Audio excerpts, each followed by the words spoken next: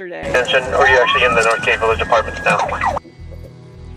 Well, I can tell you it's been a very, very dangerous and extremely fast pursuit. They've been chasing that van right there. Now, It's exactly what he's doing. Are you Googling the laws right now? Henderson Police Department's SWAT team responded to the scene and set up a perimeter around the condominium. I travel in and out of time zone. And the 3 key rules for a criminal defense lawyer: always on time, impeccably dressed, and occasionally sober. The yellow sports car up ahead won't stop. Then something happens you might expect in a Spider-Man movie. It wraps around the tire of the fleeing vehicle and stops all forward motion. Objection, action answered.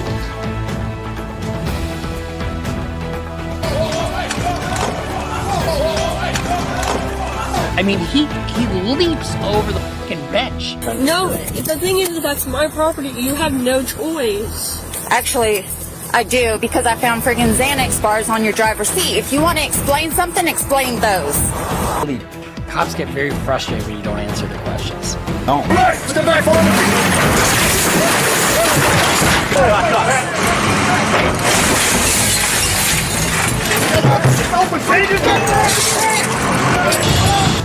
He's gonna go straight. There's a car right here. Got him. All right, I'm going to excuse everyone. Mr. Brooks is being removed from the courtroom. This is fucking hilarious. So he pulls out a joint in court. Go, go, go, go, go, go, go. Turn on your stomach! Stop fighting us! Stop resisting! The injury by the police, that may be a separate issue for you to file a civil suit. Chris, just while he's doing that, talk to me. What were you running for again? Warrant. Warrants? A felony warrant? City warrants what? Felony warrant on Kansas. Well, I'm pretty sure they ran you, and you don't have any warrants. I don't. No warrants. No. So all that for nothing, right? No warrants, no nothing. Yeah. Police! A little farther back. A little more. Okay, go. Not finna sit here and let you fix the trial because you don't want to tell the truth to the jury. We're there, guys. Got eyes on. I want to suck it. Yes, I think I would like to suck your dick. I don't think so. I prefer not to. I prefer not to, sir. See, that I love that. So do you wish to say anything? No, ma'am.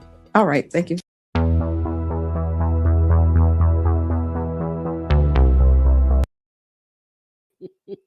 Morning.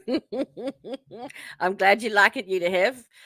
We have a few guests backstage. I couldn't add you all at once, sorry. But welcome. Hello. Suck it. Yeah, suck it. We had another copyright strike for the intro music, so I used my own today, but I will be correcting that very shortly. But welcome. How are we all? I'm fantastic. Are we good? Yes? I'm fabulous. Did you all miss me yesterday afternoon? I did. Once we left, I was like, this much. "Oh, I missed Jody already." I heard that. 12 to 15 inches. Yes, the judge. And do you know how many times that AJ said that? I just wanted to During the see stream? what people thought. I wanted to see how the men reacted to show us what you think 12 to 15 inches is. Yeah. That's why women are so Most bad of at math. them, you know, we're sitting way back here from the microphone.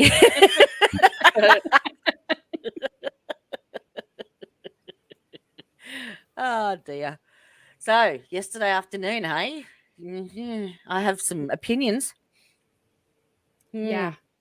What are they? About, Yes, I'm curious. especially that. Well, I don't know if he wasn't a detective, was he? He was the reconstituted mini-me. The bald guy. Mr. Clean? Oh, the CAC unit guy. Oh, the CAC? The CAC. Is that who you're talking about? He was the bald guy with the attitude. It was arrogant. Yeah, he was the cat guy. The child something crimes. Crimes against children. Yeah. Yeah. He was not credible. No. I didn't think. No. And I've completely forgotten what he said now. Well, he did say cack a lot. But like Brian said, what does he do? Because he didn't investigate. No. The DV. He didn't investigate. He didn't interview the child. It's like he just is there. Like somebody needed to put him in a spot. So they're like, here you go.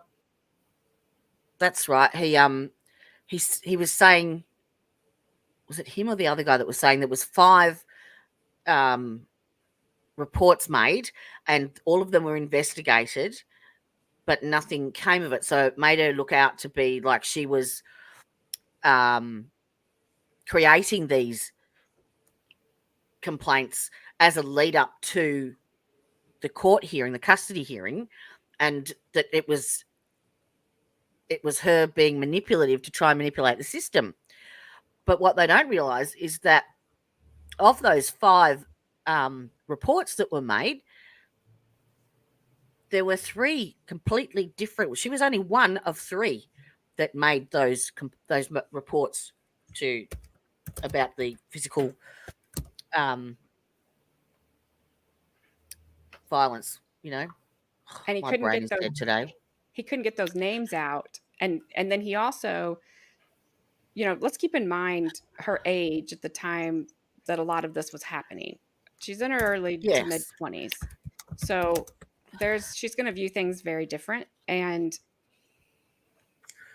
he also was making her sound kind of hysterical, and I can't think of how I want to say that. Thank you, Gabby. Just that she was and that she was trying to be, I've never heard anybody say they want somebody arrested in court in front of the judge. There's people arrested in court all the time. Yes. So I was watching that, and what I 200% think that she did this in self-defense. But I actually had to do a bit of reflection as well, because it made me think. So all right, if someone is threatening your child, like being a mother, to me, it's one of the most, it's very challenging, but it's very rewarding. It's probably my greatest achievement in life, is having my 2 beautiful daughters and how they have evolved into adults. And there is nothing, absolutely nothing that I would not do to protect them.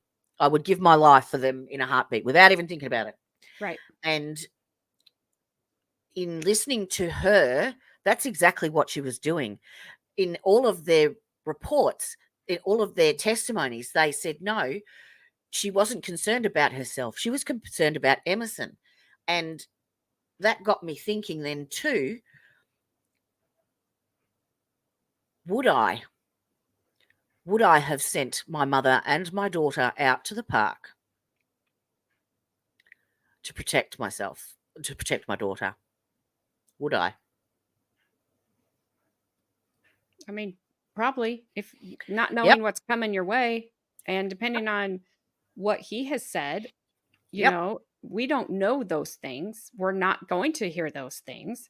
Nope. And so, yeah, and to me, it's like Brian was saying yesterday, if their whole motive is for her that she did this because of the report that was getting ready to come out, the report's still coming out. It does nothing. Mm-hmm. It does nothing. Yep. So I don't understand that. Like, that argument doesn't make sense to me. No, not at all. She was doing what a good mother would do. What any mother would do. Yes. And she's also was doing things to, and I think the last doctor kind of admitted to that she was doing things to keep him happy and kind of balanced, while she's planning her exit, she's keeping him okay. Yep. And she's just, everything's good. Everything's good. She has to until everything is settled, until she moves out of that house and she's away from him. She has to play the game. She has to. Yeah. Yeah. I don't know, Carmen, if it would have been him unaliving both of them and then self-deleting. I don't know, because you just don't know what Mm. people like that are going to do. A lot of times, though, I think the person that's doing this Oh, stuff is they like themselves too much to hurt themselves. yes. They're not And they're going to, never wrong. they don't want to self delete because they're too Nope. scared to do it, or they just, whatever. So I don't know, that those are very hard situations Yep. to And as I understand. was explaining the other day, I don't know if you heard it. Jules is back in the courtroom.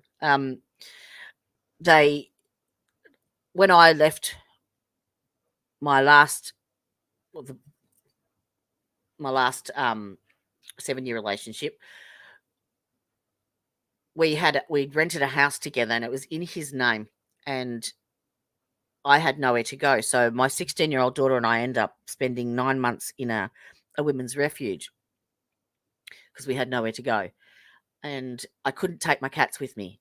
And so for that 9 months, I had to play the nice game with him and pretend like there was a chance that we would get back together, because otherwise there is no way on this earth that I would have got them back. Yep. And as it turned out, I didn't get any of my furniture or anything else back, because as soon as I got the cats, I basically went. Yep. Yeah. Well, yeah, and it's yeah. But So what you that's just said, and I'm not saying, well, she should have just left. I'm not saying that at all. But you can't. they sometimes don't feel like they have an option. Where am I going to go? Nope. But you just, there are places to go. They just might be the There place is, you yes. want to go. No. And But nobody wants to do that. interesting idea. But right, like you said, you're away. But her mum's was her out. She had to play the game until she was there and she and her daughter were safe. Yep. And if she has to, and you can imagine, like they were going on about her screaming. Can you imagine reporting this stuff to the authorities, expecting someone to respond appropriately to these reports, and no one doing anything about it? I would be screaming as well. Oh, we have the court. Okay. Sorry. Rant over. Field 2020 CF 3014. Present is Miss O'Donnell. Miss Field. Present is Mr. Taylor. Can we Ms. hear? Benefield. I can. A couple of matters before hear we you too. get started. We are boosted. Haven't really seen enough of. No. Thing is, you don't see a lot of that evidence you'd have. Oh, how do you prove that? Yeah. Yesterday, I had brought up that an anonymous reporter had come up to the 9th floor and spoken with the deputy who's there at the desk with some sort of information. This morning, 5 minutes ago, I was provided a letter from a law firm in West Palm Beach dated yesterday. It says that it was sent to the state and the defense. Did you each get a copy, State? Yes. I did, and I responded late last evening, Your Honor, and copied Your Honor's chambers as well as Suzanne. Yes. Oh, I don't have those responses. He just said, thank you for sending it. I said I didn't get an attachment and realized I was looking at the wrong email. I thanked him. I told him it was worthy of calling it to the court's attention and that I was confident Your Honor would probably conduct the hearing as a result. That's what I'm doing. Do you want to be heard on this, State? No. Defense? Do you want to be heard on this? Yes. I'd like the court to question the jurors individually. I don't know, like the lawyer said, whether or not the potential juror heard it. I have every confidence the court can do it delicately and first find out if which juror, if any, was exposed to that, and then find out if they. Is this to do with someone that approached one of the sheriffs yesterday at lunchtime? Yes. Yes. And wanted to speak to the judge. And then the judge said, come be back in the courtroom at 1:30 or didn't whatever the come. time was. They didn't show up. So then he gets a letter from this lawyer, this attorney, and I don't know what it said, and I don't know why he's thinking the juries would have had any way of hearing anything, because he hasn't, I don't know what it is. He just said he had information about the It's case. unusual. So Okay. who knows? Let's listen. They heard anything that had any impact at all upon their perception of the case, and that was extrajudicial in the sense that it was a reference to something that had not been introduced in the court. All jurors or just male jurors? Judge, I would suggest respectfully all the jurors, and I think. Even though the letter says it was a male juror? Yes, because that's what this anonymous source said. But I think to be safe, to the extent there was some jurors in this location, there's limited places to go for lunch around here, Judge, so I potential that there could have been other jurors there as well. And rather than run the risk of not knowing, I think a simple inquiry by Your Honor would put that to rest. State. And Judge, I would just recommend that maybe we ask the group these general questions, and if anybody says that they've heard anything or seen any news or heard you talking, then we can talk to them individually, because these people may not have had any information. And then we'll spend time doing individual on that. The concern with that is, in my experience, respectfully, any juror that was exposed to that may be very anxious about acknowledging it. All right, thank you. I'll bring them in individually to ask about that. Of course, we've already discussed Dr. Quintel when we came back from a recess. He was approached by a reporter in the hallway while he was in the middle of testifying, but on a recess, asked if he could be, the reporter asked if he could ask questions of Dr. Quintel. Dr. Quintel said no, and the reporter gave him a card. That's my understanding from Dr. Quintel. Yes, sir. Anybody want to be heard on that? Did not take it. The card. Do you want to be heard on that? I'm sorry, I just wanted to add that Dr. All right. Quintel Do you want to be heard on it, though? He didn't take the card. That's all she's trying to say. After hours yesterday, Judge. I was contacted by Judicial Security and notified that a witness who testified and had not been released from subpoena,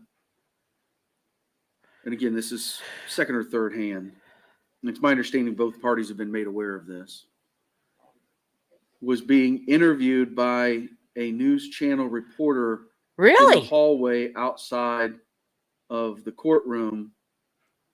When deputies were locking up, someone told them that this was going on. I don't think the deputies actually saw it, but it was reported to them. And Judge, I spoke to the witness, and there was a discussion with the media, but nothing was talked about what was going on in the trial or testimony or anything like that. And I've spoken with the witness and asked them not to do that anymore before the trial's over. This is the first I've heard of that, Your Honor. I wanted to know who the witness was. The reason I didn't speak in specifics is this is all hearsay within hearsay within hearsay. I understand. It was reported that it was Eva Benefield gave an interview to a reporter from News Channel 8. Give me a moment, Your Honor. Wow, that's kind of crazy. So the uncle, the creepy uncle, did he keep him under subpoena after he testified? I don't know. Because he was on Vinny, and people were saying he was still under subpoena. Yes. Good morning, Adair. Request that she Good morning, remain Adair. available under the subpoena. Yes. Okay. I think perhaps a hearing may be in order. All right. And Judge, I don't know, the state would not be opposed to a hearing. I can represent that this particular witness did not speak about anything that was prohibited by the rule of sequestration.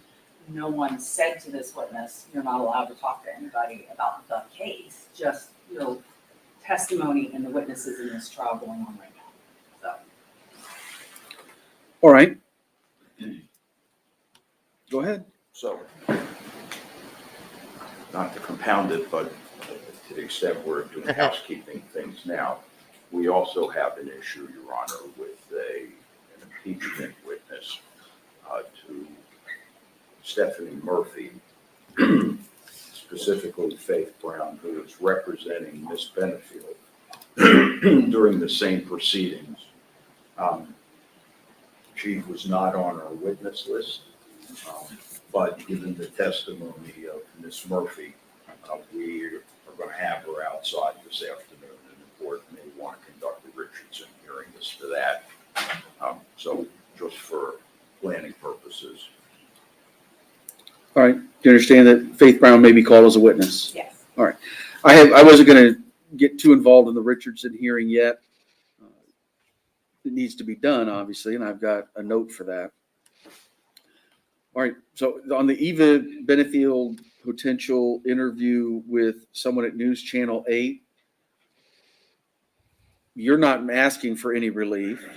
I don't know what relief you're going to ask for, but if you're asking for some relief, I'll let you get started. Well, the relief I would ask for initially is that she obviously be barred from being called as a witness, potentially. Secondarily, to the extent the court admonished her about doing exactly that which she did, I've observed thus far the court's general admonishment that it gives to witnesses. I'm assuming Ms. Benefield received it as well. Is she in the courtroom, by the way? Ms. Benefield? Here she is, yes. Yeah, I'd like to have her step out. All right, ma'am, if you please remove yourself from the courtroom.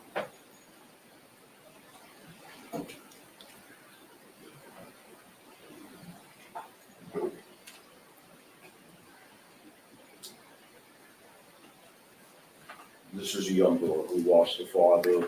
I'm not looking to hurt her, but given her disregard of the court's admonition, I think precluding her from being called as a rebuttal witness at a minimum would be appropriate. Whether or not the court feels any further sanctions are appropriate as a result of her disregard of the court's warning, I defer to you on it. Did you want to be heard at all? Judge, I would just dispute that she violated exactly the court's order. And if she does testify, she will testify consistently with what she has already testified to in a deposition. So counsel will know if that changes, but we know what she's going to say because she said things already in the deposition. So I don't think any potential harm has come from us. Rebuttal? All right. Whenever we talk about having a hearing, my assumption at the beginning of that was that it was going to be evidentiary and people were going to call witnesses and present evidence. Here's what the court knows. Someone told a court deputy that they observed Eva Benefield giving an interview to News Channel 8 reporter in the hallway outside of courtroom A after court had concluded for the day. At this point, I have no facts or evidence before me. I've got hearsay within hearsay as to something that happened. Yeah, so I don't. I'll call it. Well, I gave you that opportunity. That's what I'm saying is that if everybody wanted a hearing, then. All right. Well, I took it for granted that the court would. I'm not going to assume this is true. Yeah. So, court likes, I'll be happy to call her and we'll have a brief hearing. It's up to you. All right. Can you call Miss Benefield back in? Wow. Actually, I thought they were going to go Steve, with just the looking at the creepy list, you have three cousin. witnesses left. All right. Do we expect to finish today with the state's case? Come on in, man. I mean, she's going to be not nice. Was she released from her subpoena? No. Reported the matter? No. Or any of the deputies in the courtroom that saw the conversation late yesterday afternoon? Do you know which deputy it was? As I said, it was reported to me that some unidentified person told the deputy. So, are you the one that they told? Yeah. Okay, right here. Mr. Taylor. Apparently it was reported to Deputy Racky. Of course, State, you want to be present?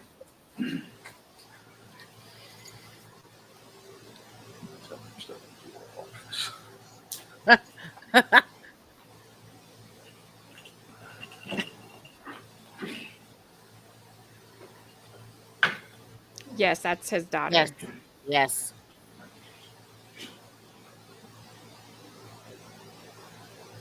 And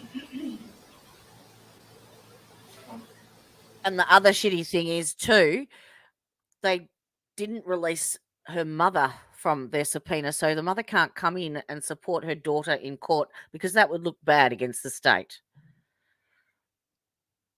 Yeah, they didn't release the mom, but they No. And she can't be in there. Ms. She Benefield, gets I'll to remind be you in that you there were under under oath. Marcy's law. Or whatever that Yep. is. Good morning. She does look terrified.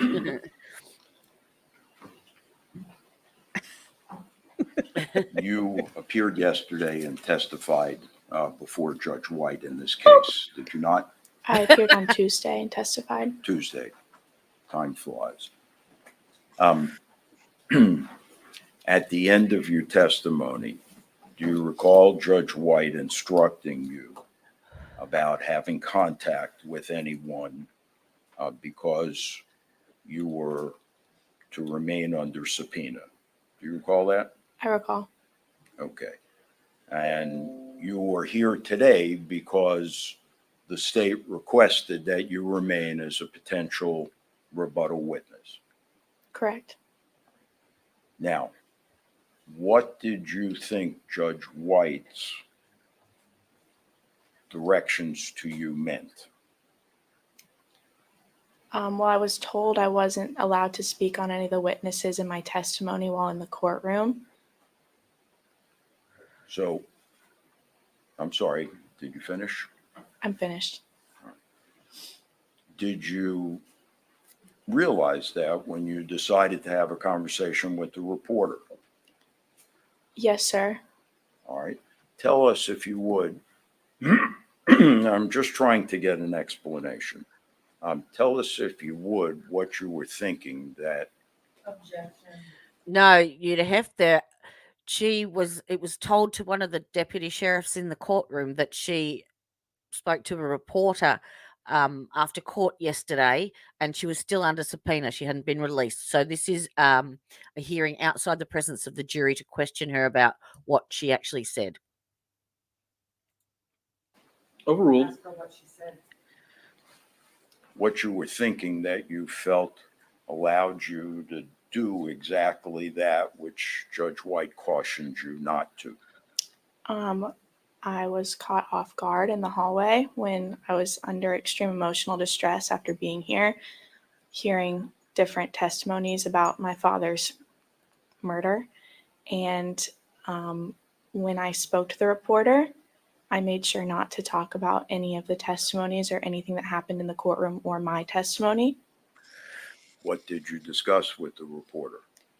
Just how I felt about the situation and who my dad's character was as I saw him. When you say about the situation, you mean about the case, the trial? Not about the trial. What situation were you referring to? My emotional state. You post on social media? I do. TikTok? Yes. Any others? No. Following your testimony here last Tuesday, did you make any posts? I did. Tell us how many? 3. 3. And tell us one at a time. Were all 3 of them on Tuesday afternoon, Tuesday evening? One was on Tuesday. And when were the other 2? Yesterday. Okay. And tell us, as to the first post, what was it about? I said that I testified. Okay. And did you have anything to say about your testifying? I talked about it being on live television, What else? that somebody back home was watching. I assume you have copies on your phone? I do. You have your phone with you here today? I do not. Not on me. Where is it? It's over in the benches. In the bushes? In the benches. In the benches here in the courtroom? Yes, sir. With the court's permission, may she retrieve it so we can see exactly what it was? I think she's about 24. Is that right? I think. She's in her 20s. 23. There you go. Oop. Brian. The chat was too quick for me. Was that she 23. posted? I was. Okay. It was on. What was on? What was on? She was. What did I She miss? said it was. She said it was on live TV. So Brian said it was on the Oh. defense. It was me. We watched you too, Eva. in the bushes. I don't know. In the bushes. Why would it be in the bushes? Come on. Not if it's on social media, but we started off talking about just speaking with some reporter, and now we're talking about a social media post. If you've seen it, and if she's violating the rules, let's just get it out. Okay. I'm trying to find that out. So now it's a fishing expedition. Well, If you know a violation, let's talk about it. If She's not, violated let's by just talking get to the moving. We got reporter. jury waiting. I understand that, Judge. How do I know? She's told us she posted 3 things. How do I know what it's about? What if one of them involved discussions that were inappropriate? How am I to know that? I've been a little preoccupied, and I don't do social media. Sir, if you have specific evidence, let's talk about it. If not, you have a team. You've got 1, 2, 3 people in court right behind you. I don't know. Maybe they can look it up. But let's focus on what we know about as opposed to digging into speculation. I have no further questions. No questions. Ms. Benefield, when you had this conversation with the reporter in the hallway, were there any other witnesses around? Yes.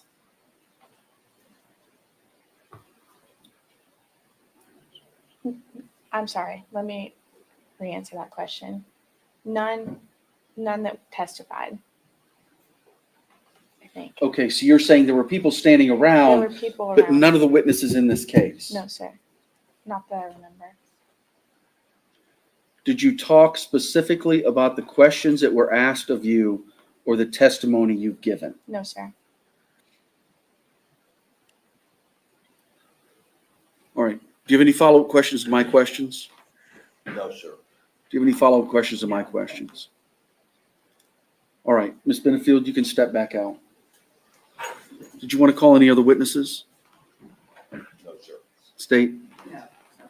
All right.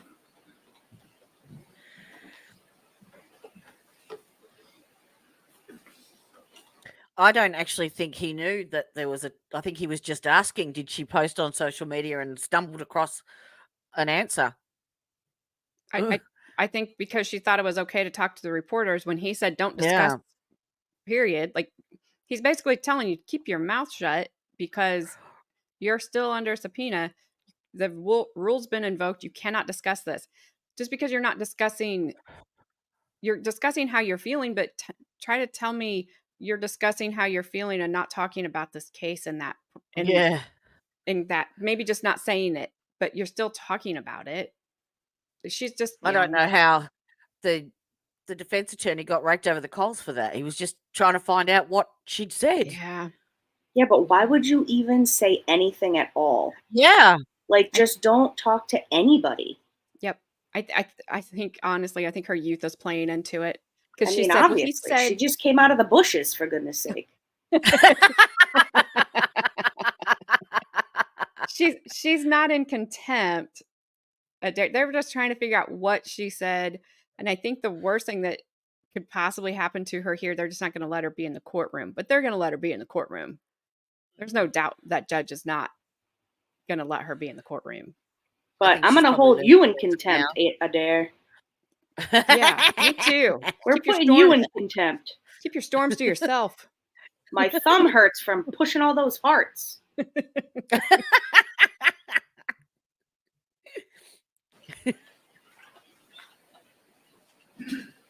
Brian, do you know, did they release the creepy uncle from subpoena? I'm not sure, but I remember that first several witnesses, they weren't releasing anybody. So he may have, because he was early on, he may have been in that group. Because he was on Vinnie Politan, and people in the comments were saying, isn't he under subpoena? Isn't he under subpoena? Why is he on here? And I didn't get to hear all of his stuff, so I don't remember, but I do remember, like you, that everybody, it seemed like first group was, he wasn't releasing anybody. So, but maybe he went back and released him. Surely that guy's not that stupid. He just wanted to clear up that he's not a creep. Yeah, I think that fun fact. Vinny probably would even ask that question. You're under subpoena. Why did you come on my show? Another fun fact, that the courtroom reporter Jules that's in the courtroom now, she's actually, you can see her in the green sitting behind Ashley. She said that the daughter Ava and the uncle have had nothing to do with each other outside the courtroom. They won't even like talk to one another, look at each other, nothing. And he's supposed to be like the closest relative to the father. Interesting. You know what? And now that you say that, I think he was one of the ones that was released because he's been in the courtroom. Okay. Yeah. Okay. So he must have been released. So he was like in the middle of all of that. And now that I'm thinking about it, I was thinking, geez, why'd they let him go? They should have put him in witness jail too, but they did let him go. Yeah. Witness jail.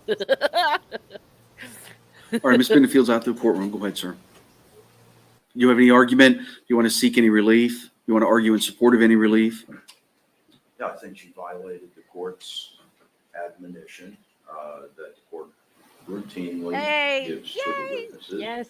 And as Congrats. a result, again, I have no personal interest in seeing the young woman suffer, but I do think violation of the court's admonition is sufficient to strike her as a potential rebuttal witness.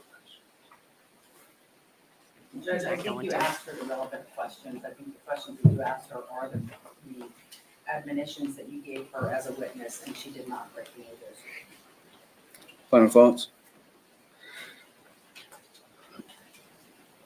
I'm certainly distressed that, let me say first, the media policy for the 12th Circuit prohibits the media from conducting interviews inside of the courthouse. It is my understanding that our media and public relations person met this morning, or was going to meet this morning with the media to go over the administrative order again, because certainly I think the media is and should be aware of that administrative order and comply with it. The specific incident that we're talking about after hours yesterday, the facts that are in front of me are not that Ms. Benefield spoke about her testimony or the questions asked. But I also have not heard from the reporter, and I have not seen any tape or footage. At this point, I'm going to reserve on the request, and I'll make a decision. If and when she's called again, I'll make a decision at that point. You just have to remind me if we get there.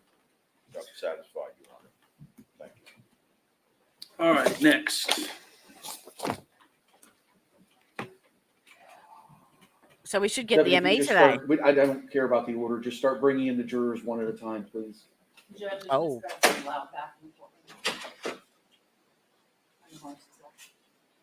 Hey, I'm gonna head to my dad's and I'll pop back on Yes. Yes, but I'm going to give her an admonition. when I can. Bye, but- AJ. Goodbye. We got to No make worries. a Sam's run today, so I'll be. I'm gonna hopefully just get that done in the morning, and then I'll be back. So y'all behave. Have fun. Goodbye. Bye. Bye. Oh, 221. Yay. Let's see if we can get to 225. That 225, yes. Because I have to get to 500 before I can get monetized. Let's do it. It just Yeah. If you tell him to just hold up for a second, she can come back in. At this point, I'm reserving on whether she can be recalled or not, but I think an admonition at this point is appropriate. Yes, Ms. Benefield could come in. This court will allow her to sit in for the testimony, knowing that she may be recalled. As the rule has been enforced. Yes, under Marcy's. Sorry. No, hold on. Woo!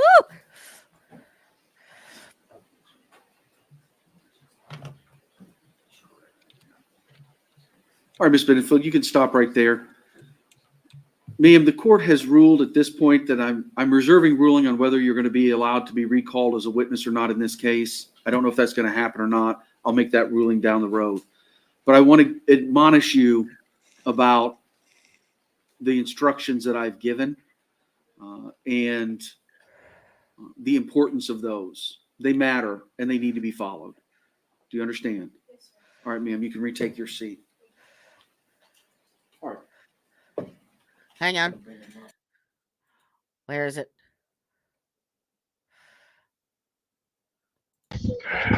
Touche. Mm-mm.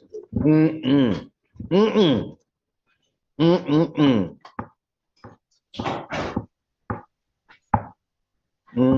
Mm-mm. Mm. I love Flush.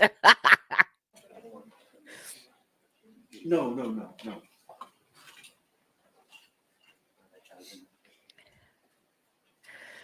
Thanks, Gabby. Thanks, you to have. Woohoo!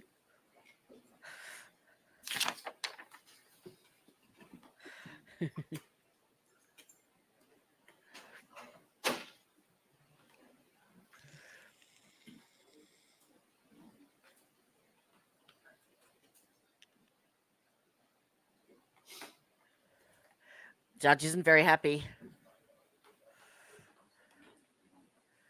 I think he's really annoyed with the Yeah.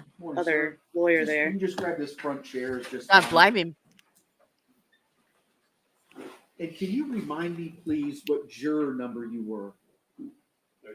33. All right. Juror 33, the reason I'm going to bring the jurors out individually is that this morning, the court was provided a letter from a law firm representing a reporter who indicated that during the lunch break yesterday, the news reporter walked to a restaurant near the courthouse for lunch. Inside, there was a large screen television playing coverage and commentary of the trial.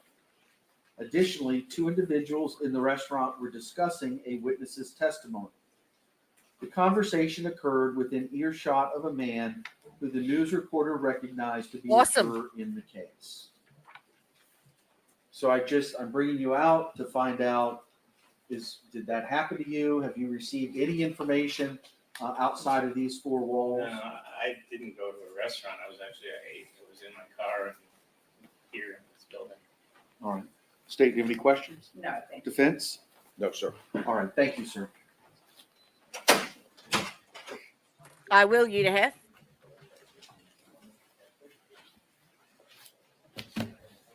Good morning, ma'am. Just grab that first chair. And could you please remind me which juror number you were? 15. All right, ma'am. The reason I'm bringing about jurors individually is that this morning I was provided a letter from a law firm in West Palm Beach that claims to represent a news reporter.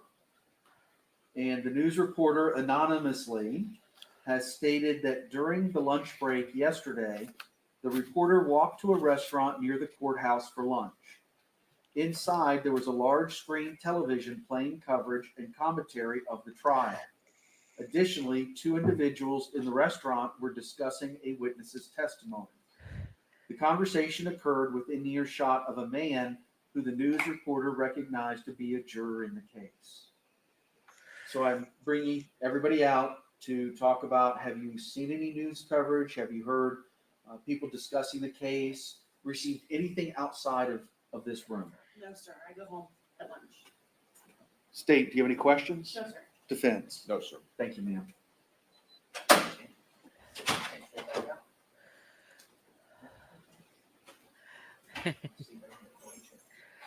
Good morning. Just have a seat right there. And could you do me a favor and remind me of your juror number? Ma'am, the reason I'm calling out the jurors individually is because this morning I received an email, a letter from a law firm in West Palm Beach who claims to represent a reporter.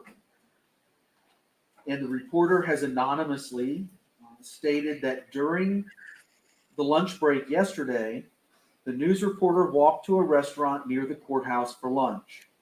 Inside, there was a large screen television playing coverage and commentary of the trial. Additionally, 2 individuals in the restaurant were discussing a witness's testimony.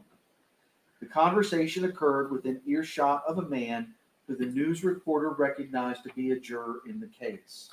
So I'm asking everybody, are you familiar with that? Has that happened to you? Have you received any information outside of these 4 walls? No, I have not.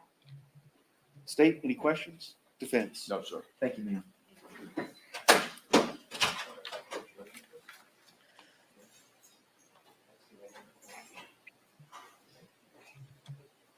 All right, good morning. Good morning. Have a seat right there. That's fine. Could you remind me of your juror number? Original 42. 42. Thank you. All right, ma'am. The reason I'm calling out the jurors individually is because this morning I was given a letter from a law firm in West Palm Beach who claims to represent an anonymous reporter. And the letter says, during the lunch break yesterday, the news reporter walked to a restaurant near the courthouse for lunch. Inside, there was a large screen television playing coverage and commentary of the trial. Because the defense attorney wanted everyone questioned, not just the males. Additionally, 2 individuals in the restaurant were discussing a witness's testimony.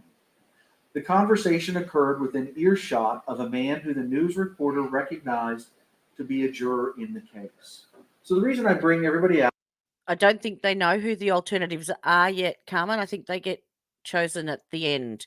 I don't think any of them know who the alternates are. But there is 9 of them, and only 6 will be deliberating. out is just to say, are you familiar with this? Have you heard of this? Have you been approached by anybody? Have you watched anything on TV? There is only 2 women on the jury. The rest, sorry. They're all women except for 2, I think. I think there was only 2 men. And most of them are over 50, I believe. Anything at all? Yesterday, a couple of us chose to just not go to the restaurant area. And simply because we saw some people out and about, and we just figured it would be best to just stay clear of all of that. And no, I have not watched or viewed anything on media. Thank you. State? No questions. Defense? None. Thank you, ma'am.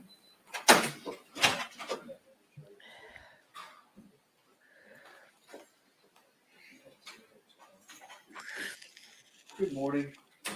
Just have a seat right there. That'll be just fine. And ma'am, could you remind me of your juror number for Monday? 35. All right, thank you very much. Ma'am, the reason I'm calling the jurors out individually is because this morning I was provided a letter from a law firm in West Palm Beach. And they claim to represent an anonymous reporter. And here's what the letter says, essentially. During the lunch break yesterday, the news reporter walked to a restaurant near the courthouse for lunch. Inside, there was a large screen television playing coverage and commentary of the trial. Additionally, 2 individuals in the restaurant were discussing a witness's testimony. The conversation occurred within earshot of a man who the news reporter recognized to be a juror in the case. So I'm bringing everybody out to say, are you familiar with this? Did you see any of this? Have you done anything to look at or hear anything outside of this courtroom? I have not. All right. State? No questions. No question. All right. Thank you, ma'am.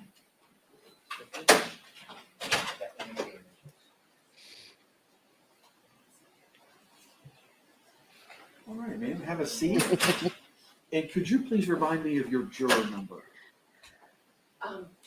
Just from the day when I was here on Monday. Yes. Number 21, I believe. All right. Thank you so much. All right, ma'am. The reason I'm talking to each of the jurors individually is because I received a letter this morning from a law firm in West Palm Beach. And they claim to represent an anonymous reporter. And what the letter says is during the lunch break yesterday, the news reporter walked to a restaurant near the courthouse for lunch. Inside, there was a large screen television playing coverage and commentary of the trial. Additionally, 2 individuals in the restaurant were discussing a witness's testimony.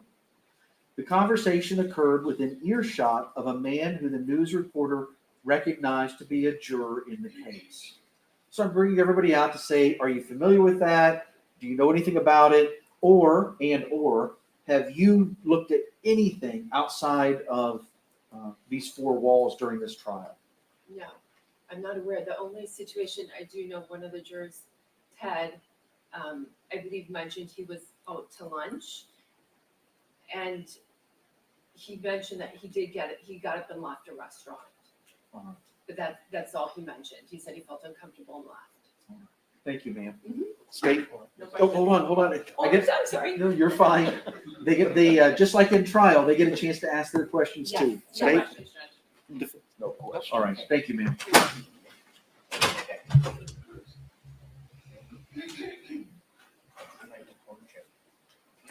All right. Good morning, ma'am. Good morning. Could you please remind me of your juror number My original one or here? originally? 29. All right. Thank you. Ma'am, the reason I'm bringing everybody in individually from the jury is because this morning I received a letter from a law firm in West Palm Beach, and they claim to represent an anonymous reporter. And here's what the letter says. During lunch on yesterday, the news reporter walked to a restaurant near the courthouse for lunch. Inside, there was a large screen television playing coverage and commentary of the trial. Additionally, 2 individuals in the restaurant were discussing a witness's testimony. The conversation occurred within earshot of a man who the news reporter recognized to be a juror in the case. So the reason I'm bringing everybody out is to say, do you know anything about this? Have you heard anything about this? And also, have you viewed or seen anything outside of this courtroom? No, I haven't. And I brought my lunch yesterday and ate downstairs on the table. State? No questions. No question. All right, thank you, ma'am. All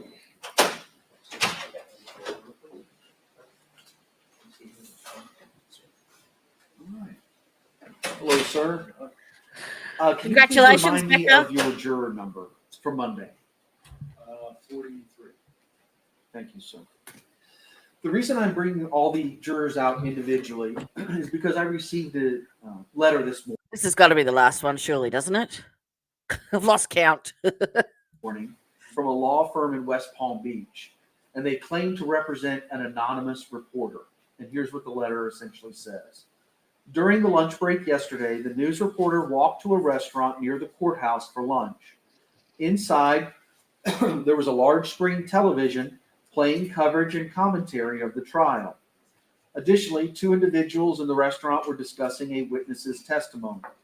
The conversation occurred within earshot of a man who the news reporter recognized to be a juror in the case.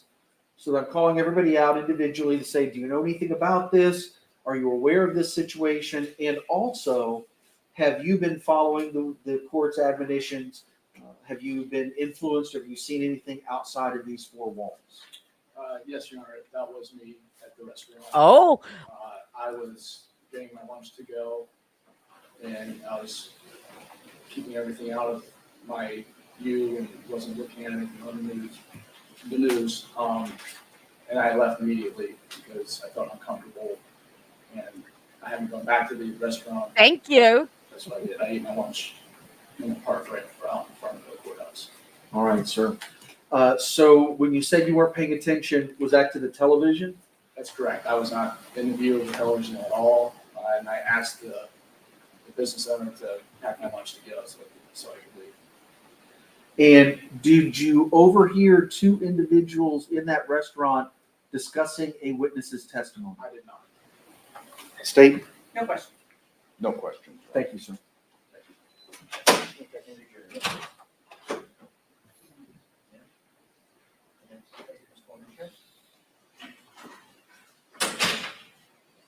All right. Hello, ma'am. Can you please remind me of your juror number from Monday? 38. 38. Thank you. What was the number, Judge? 38. Thank you. Ma'am, here's why I'm calling everybody out individually. This morning, I received a letter from a law firm in West Palm Beach, and I want to talk to everybody individually. And they claim to represent an anonymous reporter. And the letter says, essentially, during the lunch break yesterday, the news reporter walked to a restaurant near the courthouse for lunch.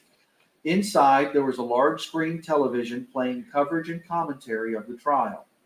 Additionally, 2 individuals in the restaurant were discussing a witness's testimony. The conversation occurred within earshot of a man who the news reporter recognized to be a juror in the case. So the reason I'm calling everybody out individually is just to say, do you know anything about this? Have you heard anything about this?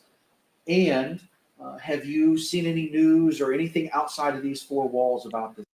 He was in a restaurant and the trial was being broadcast on the screen above his head, but he didn't watch it, and he then got his lunch to go. So he didn't talk, no, but the daughter Ava did. Oh, whoops! I just did an AJ.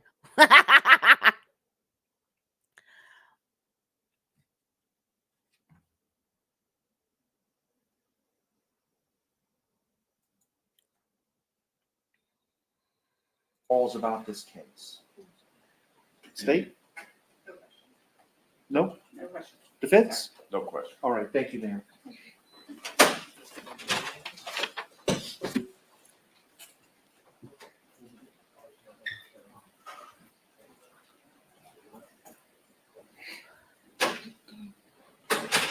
All right, the jury's out. State, do you want to be heard on this issue? Defense? No. All right, the letter that I received from the law firm is going to be filed in the court file. Right, let's get on with it, shall we?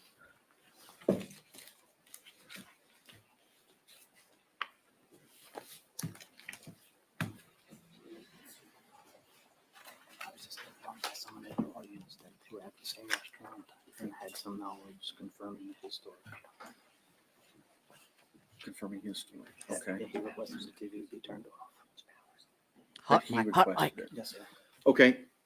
Good. The deputy has informed me that somebody in the audience was at the same restaurant, and again, this is hearsay within hearsay, would confirm that the juror asked for the television to be turned off. Yes, sir. Does anybody want me to find out who that is and have them brought forward? State? Give me just a moment. No, Your Honor. All right. So is there anything else we need to take up before we get started with today's case? Not from the state. Not from the defense.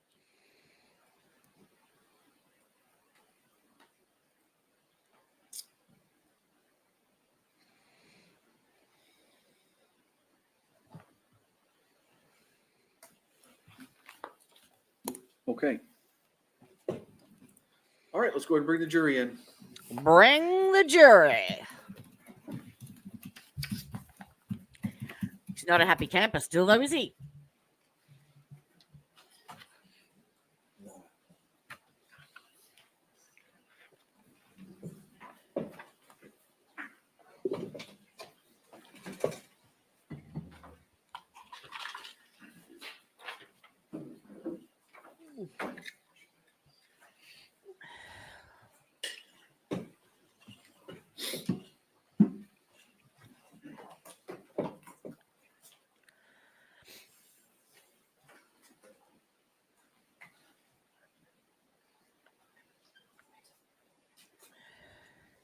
Social media, huh? Who'd watch YouTube?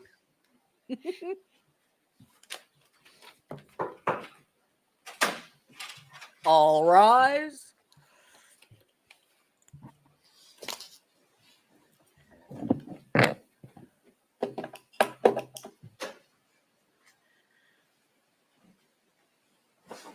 Or y'all can have a seat. Welcome back, everybody, as a group again. Just need to confirm that we kind of talked about this individually just a moment ago, but that no one has talked amongst yourselves about the case or began your deliberations. No one's talked with anybody outside of the jury about this case, and no one has done any research on the people, places, things, or legal topics we've heard anything about. Everybody says no. When we left off yesterday, the state was still presenting its case. State, call your next witness. State calls Sergeant Brian Hewitt.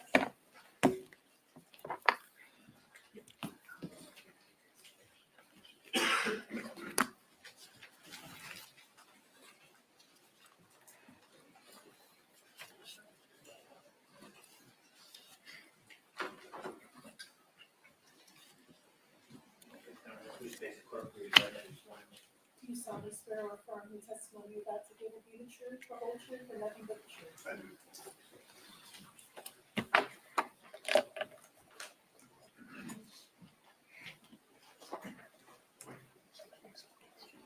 Closer. 12 to My name is 15 Judge inches. Ryan, presiding over the case. As the deputy said, just make yourself comfortable in that chair. Get about 12 to 15 inches from the microphone. It does adjust up, down, left, right. There you go. And if you just speak in a loud, clear voice right into it, it should be just fine. If we hear you breathing, you're too close. Okay. Good morning. Good morning. Please state your name and spell your first and last name. Brian Keelis, BrianQuiles. Where do you work? Manatee County Sheriff's Office. How long have you worked there? About 19 and a half years. What is your current position with them? I'm the supervisor of the Technical Services Unit. And you're, I don't know if I said this, you're a sergeant? Yes. Okay. And what is the Technical Services Unit? It's a unit that gets involved in the technical aspects of criminal investigations. One of the responsibilities is downloading data from cell phones and analyzing that data. And prior to your current position, what positions did you have at the Sheriff's Office? Several. I started on the road, moved over to a cops unit, eventually moved over to the Special Investigations Division as an undercover detective for a couple of years. After that, there was a position involved in, again, technical aspects of investigations. It just wasn't called the Technical Services Unit at the time. And that's until I did that position for a number of years until I was promoted, and eventually the Technical Services Unit started, and that's when I started supervising that unit. And what training and education do you have to do your current position? I've had probably over around 800 hours of various technical training, some related to cell phones, some related to technical surveillance, but roughly 800 hours of total training. Okay. And I want to talk about specifically cell phones and how you deal with those. So how much training would you say you've had in cell phones and analyzing cell phones? It's probably a third of that 800, so around 250, 260, something like that. Okay. When you do what I call a forensic examination of a phone, what do you do? Just briefly. It's really a case by case basis. There's it's each phone. It's somewhat of a research project. There's so many variables, but ultimately that phone will get plugged into a forensic workstation. Software would be used to be able to download or extract that data from that cell phone, and that same forensic workstation will use software to be able to decode or parse that data to be able to review it. When you download, I call it dump, a cell phone, when you dump the information from a cell phone, is it voluminous? Yeah, it can be. Yes, it's quite a bit. Okay. And is it easy to interpret without help? No, you definitely need a certain expertise to be able to look at it. You need software to make it a little bit more of a convenience to be able to look at it, but definitely need some assistance to be able to do it. And do you have programs, software that helps you with that? Yes. What are the names of the ones you use? Our main state program is Cellbrite. It helps us extract the data. If it needs to bypass encryption and bypass locks, it'll help us do that as well. There's other programs that we use, Grayshift, excuse me, as well, to be able to unlock the data and extract it. We have toolkits that I like to refer to of data or of software to be able to use. And give me a general idea of how many phones you've done this with. Me personally, hundreds. I want to say the unit as a whole has steadily done 200 to 300 leading up to about 2002, and that has increased probably closer to about 500 devices for this year alone, I'm pretty sure. Okay. So the unit 500 devices for this year. Yes. And when you use software like Cellbrite or Grayshift, does it allow you to put whatever data you want, for instance, pick out what you want and put it in an easily readable form?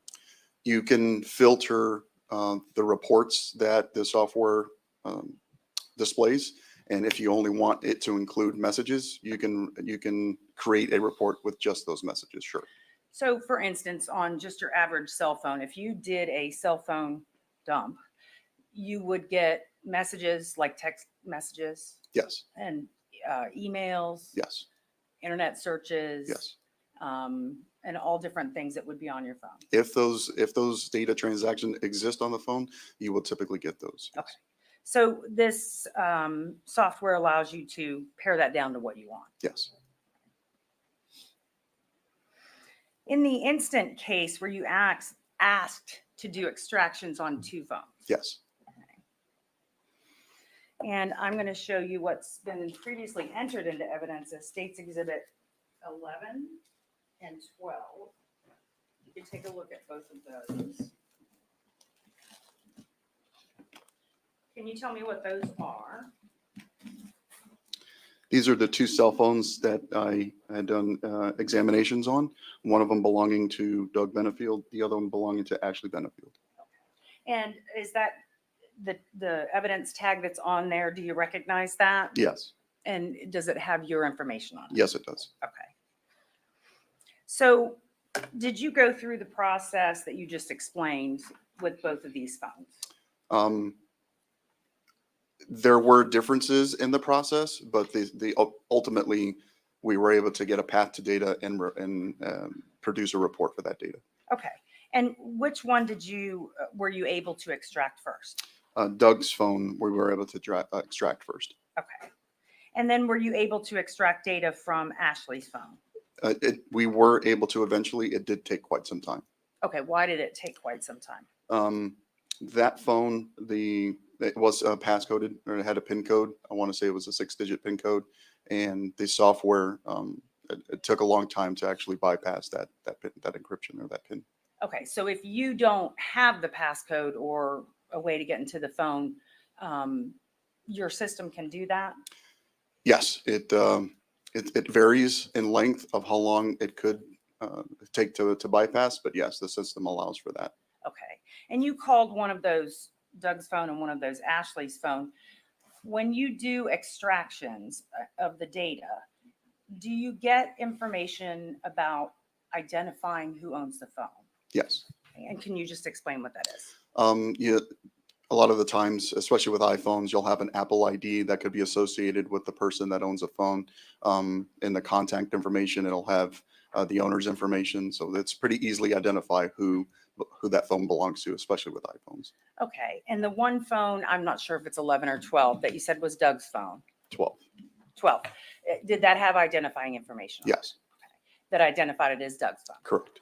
And then for Ashley's phone, same question. Yes, Did you prepare a spreadsheet for this case? I did. And what is on the spreadsheet? It was communication between Ashley and Doug extracted from Ashley's phone from September 20th of 2020 until September 27th of 2020. And when you say communication, what do you mean? In that particular report, it was mainly text messaging back and forth. There were a few phone calls and I want to say at least one email, but mostly text messages. Okay.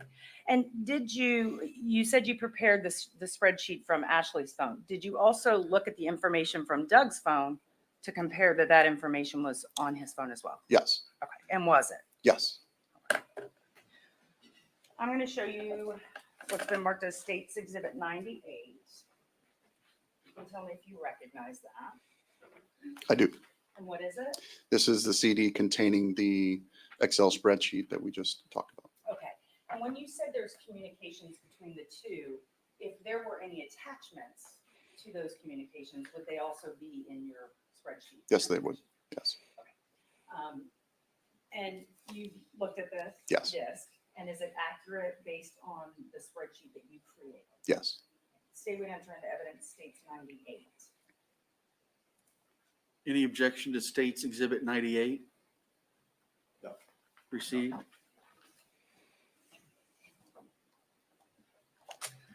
So I'm going to publish the spreadsheet now. If we could turn down the lights and potentially, it's a little difficult to read, potentially shut the blinds. This should be interesting.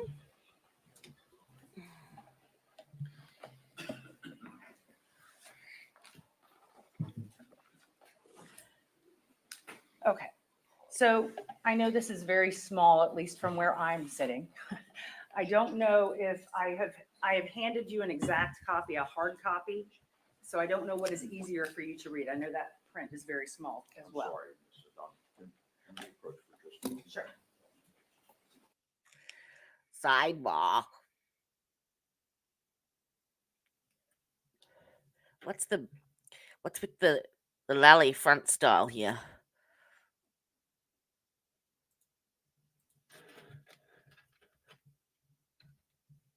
Oh, look. L.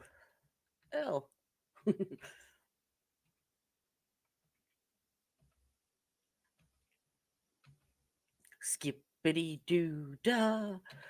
Skippity yay. Happy Nana?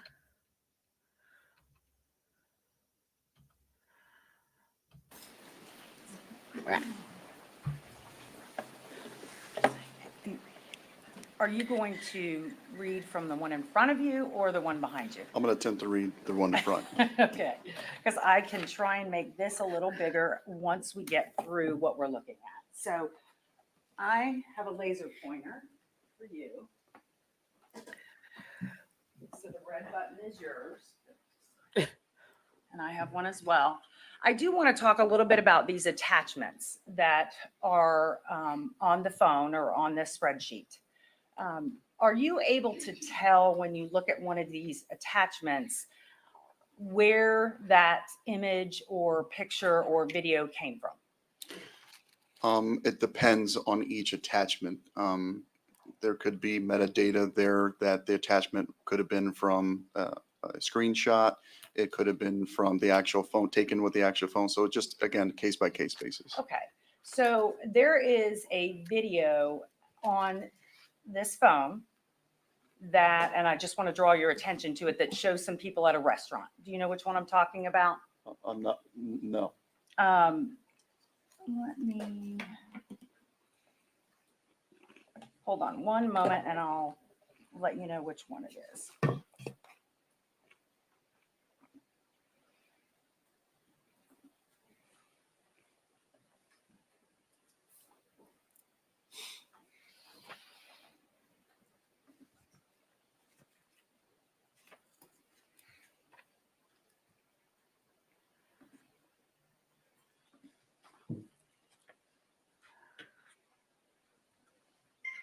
It's line number 25 on your spreadsheet.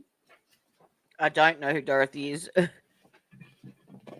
right, I'll write Can it you down. tell from what you're looking at where that video came from?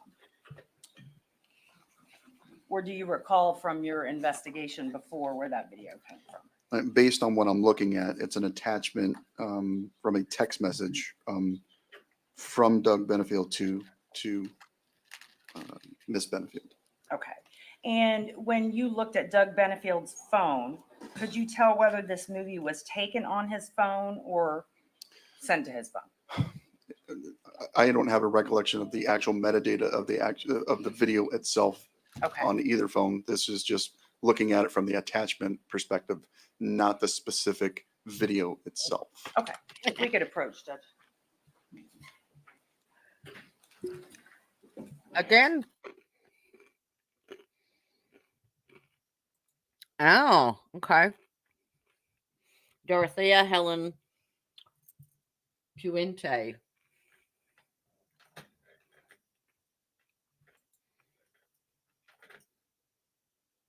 I would say it would be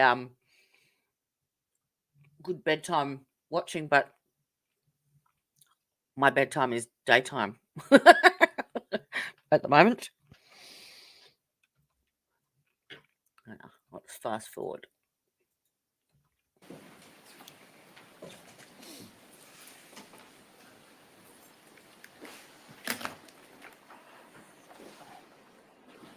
Okay.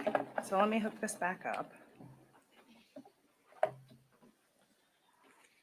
And let's talk about what we're looking at first. That's why I'm eating Try and M&Ms. make this a little bigger so Keep me awake. see it. All right. So the first column just has the number of the entry, correct? Correct. Okay. And the second column is what? It's just the type of entry it is. And give me a couple of examples of the type of entry that it is into the phone. In this timeline, it's labeled as an instant message. If it was a phone call, you would see phone call. If it was an email, you would see email. Okay. And what does instant message mean? Is that a text? It's a text. Okay. And then the third column is what? It's the direction of that transaction. It's specifically dealing with messages, whether it's incoming or outgoing. Okay. So that would be incoming or outgoing from Ashley Benefield's phone. Correct. All right. And then the next column?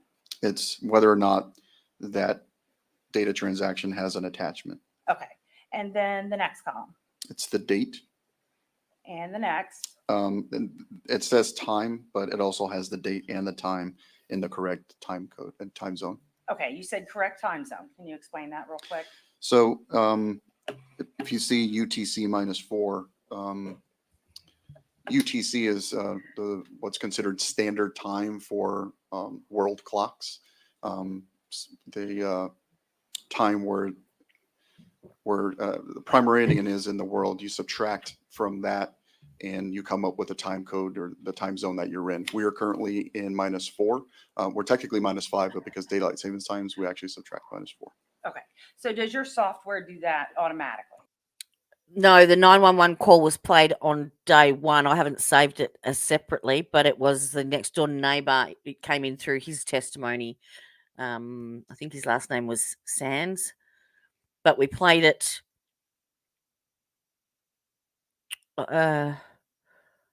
yesterday during the lunch recess. We played the 911 call. Yes. So when it says at the first line, it says 8:20.02, and that says UTC -4. That is the current Florida Bradenton time. Correct. Okay. And then the next column. And I made it bigger on the screen if it's easier for you to see. I can see it Okay. fine here. The party is Mhm. the people that are a part of the actual message. Okay. And are That's these worth the listening to. labels, the names that are entered into Ashley Benefield's phone? Correct. Okay. And the next column? The description will, in this case, the first one is blank, but ultimately will have the body of a text message. Sometimes it'll be empty depending on the nature of it, but that's where the body of the text messages would be. Okay. So the next column.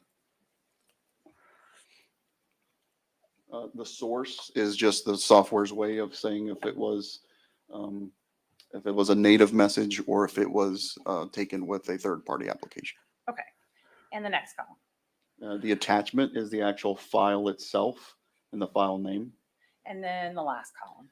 The source file information has a lot of metadata where that file actually exists and the file paths and the size. And if you look at the table, all this information comes from databases, and it explains where or what table the database that this message or this Just read the data dang lies. messages. Okay. So let me move it back over.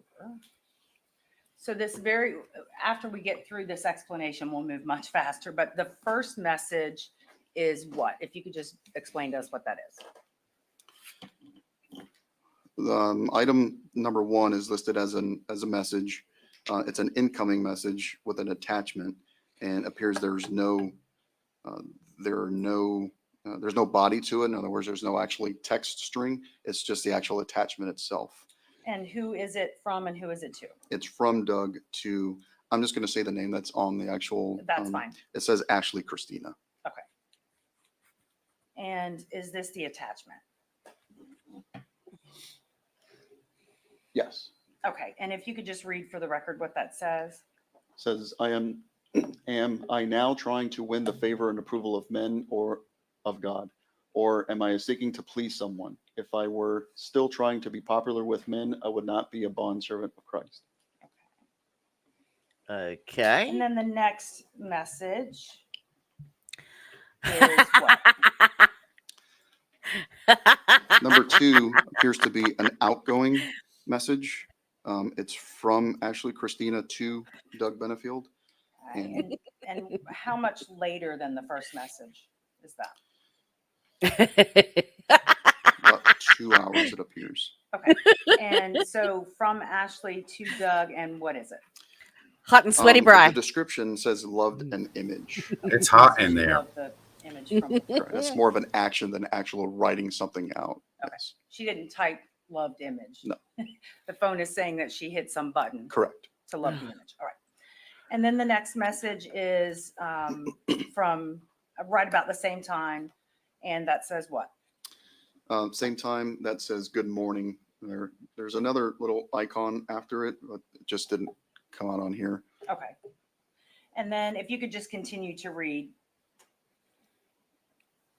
The next message, number Right, 4. the next Okay. message. If you can just say what time, Okay. to and from, and then what the message is. So the next message sent around the same time, 10:36 a.m. It's from Doug to Ashley Christina. It says good morning with a few emojis. Then the next message after that, appears to be an attachment, and that's at 11:43 from Doug to Ashley Christina. And what is the message right after that? Oh, I just went too far. Right after the attachment, I'm sorry. Right after the attachment, Yes. it would be number 6. It's a message at 9:20, 11:43 from Doug to Ashley, and it says "Run, baby, run" with a few emojis. Okay. And so now I'll just play the attachment.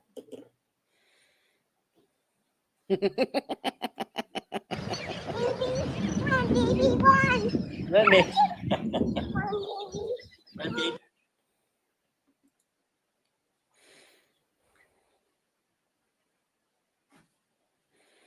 Okay.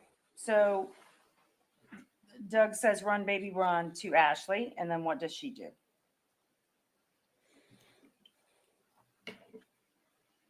That would be number 7. It's a instant message right after.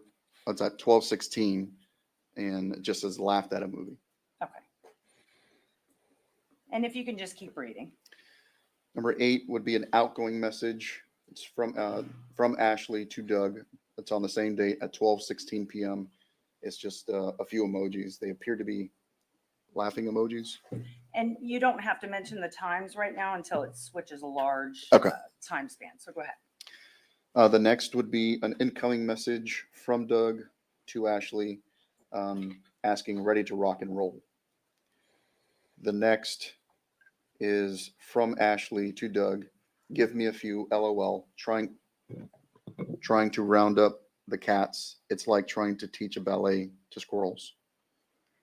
The next is an incoming message from Doug to Ashley, says ha with exclamation points.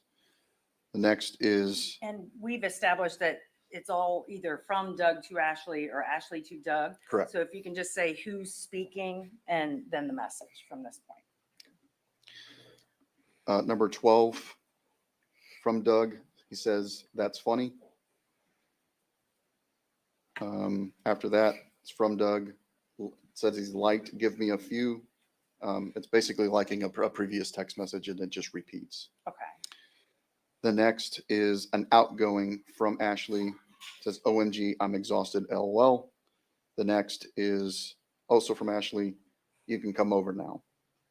Now, I didn't ask you about the color coding on this, but what do the colors mean? It was just to make it easier to read which one was outgoing, and on all the outgoings, which is Ashley's phone, are Ashley's phone, and the incoming is the other color. And so the outgoings are what color?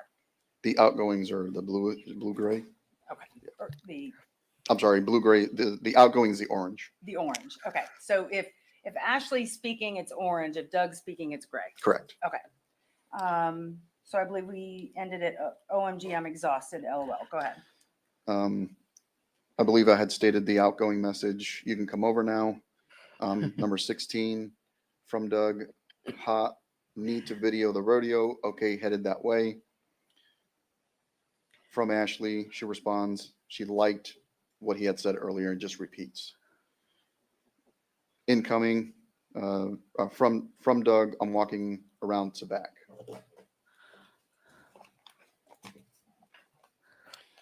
The response, I can let you in the front, or which, and then adds to that whichever. He responds, okay, front good. She responds with a thumbs up. He responds, me and XS boxes arrived. She responds, LOL. He responds with a message that includes an attachment without a body.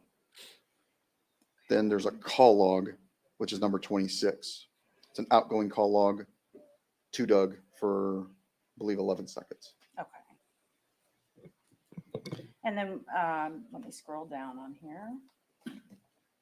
After the phone call, what happens? Oh, let me back up just a second. What time was that phone call? Same date, 9/27/24 in the evening.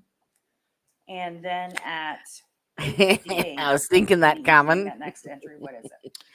It is a message from Doug. It says, good night, sweetie, theta waves with a couple emojis. I'll be done by 1 tomorrow and plan on joining the party. And then there's an outgoing, and then again, another action of just loving that previous text message. And then there was a response at 9:23 that says, good night with a couple emojis. Ha, you sure you want to come hang out with the slum, ? And 9:23, he responds, yep, be smeshin' at the slummin'. 9:24, there was again an action of laughed at the previous message. Okay, so that was at 9:24 p.m. and it looks like the next entry is at 7:36 a.m. Correct. And what is that? That is believed to be an attachment without a body. It's a long string of characters, JPEG image. And that came from Doug or to Doug? That was from Doug. And I'm going to display the attachment. Uh. You don't have to read all of this, but what is this? Just another Bible verse.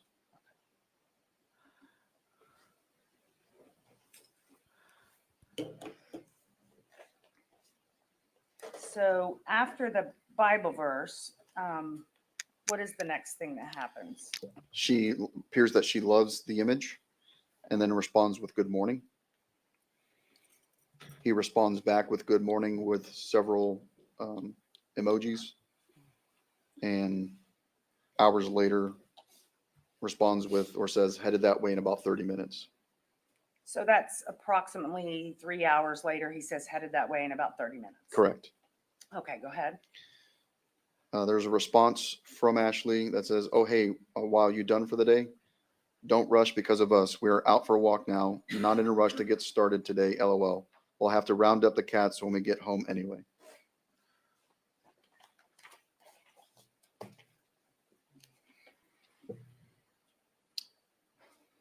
There's a response from Doug. Oh, nice. A little breezy, which helps. Getting early start so can finish up early to come over and be with y'all and play W. Emerson, typically shorthand for with Emerson. Free y'all up some. Just ping when good to head over.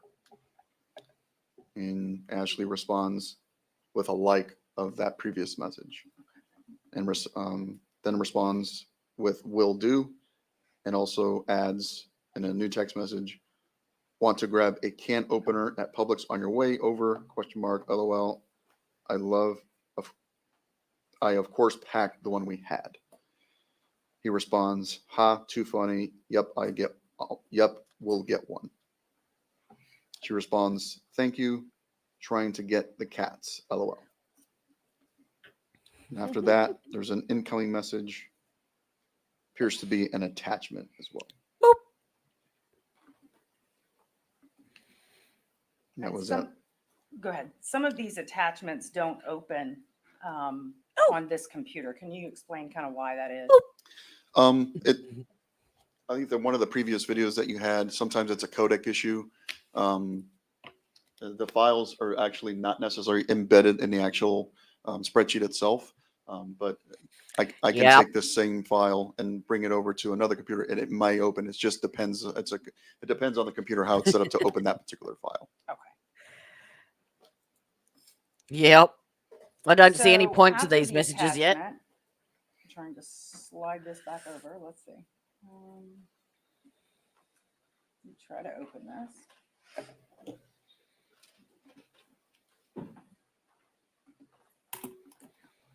Okay, so this is one that will not open. So I slid it back over. If you could tell us again, starting at 46, I believe it is, Well, after that attachment, it's 45, or 45. Sorry. and it's an incoming. Says from Doug in the crazy loop at Gay, Gaye. And it's probably a misspelling because he corrected himself and put gate in the next message.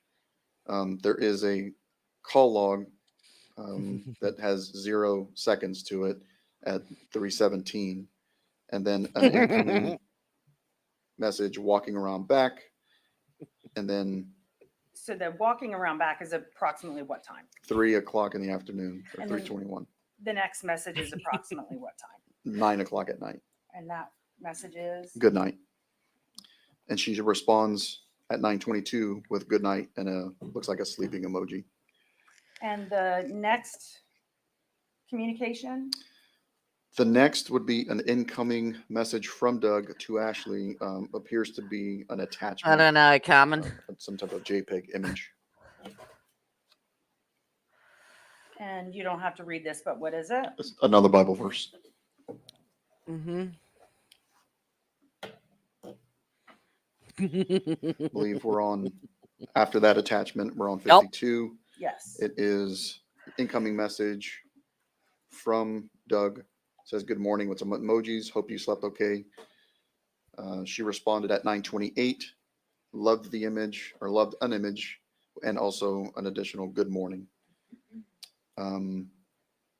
Doug then emphasized the good morning, just another action that he took on a previous message. And the next communication was at 11 o'clock a.m. with a wave emoji, looks like. And at 11:22, he responds again with "How's morning?" She responds with also a wave emoji at 11:26, then says, "Good, the scramble to get all the loose ends tied up, LOL." He responds, "No kidding, I'm done. Around 1, we'll head that way. Been going since like 3 a.m., LOL." She responds, "OMG, 3, why is that?" He responds, "Just to get work done so can pack. Love mornings all quiet." She responds, "Ha, okay then." He responds, "Spark is best friend, LOL." She laughed, another action for that message. And another response from Doug, "Finished up here, yay, headed that way." And what time was that? That was at 1 o'clock in the afternoon, 1:17. And then after that?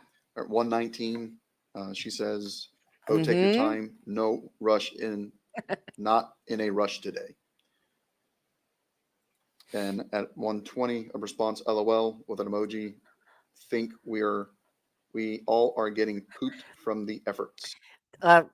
I can notice a common thread in these messages. Did you notice every time he says that he's going to head that way, she's like, "Oh, no, take your time. It's okay. We're not in a rush today."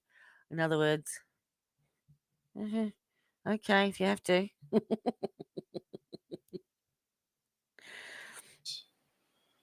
She responds with "liked" a previous message, and it just repeats. There's also a laughed at LOL, again laughing at a previous message. Then another message at 1:36 says, "Can you think of anything we need at Lowe's or anywhere?" Then there's actual call log at 1:42 that lasts about 49 seconds. And that was from Doug too, actually. And then at 3:30, there's a message from Doug, "Headed that way in a few minutes. I'd nothing need." And a message from Ashley, "Alrighty, we are just out for a walk. Still can't think of See? anything needed at the moment." Yep. She's, I'm busy at the moment, but okay, well, take your time. Yeah. Been there, done that. And yes, make it stop. Make it There's an stop. action "liked already," and the message repeats from a previous message. Doing front gate, I'm assuming circle, but CIRCL. And a call log from Doug to Ashley with 0 seconds.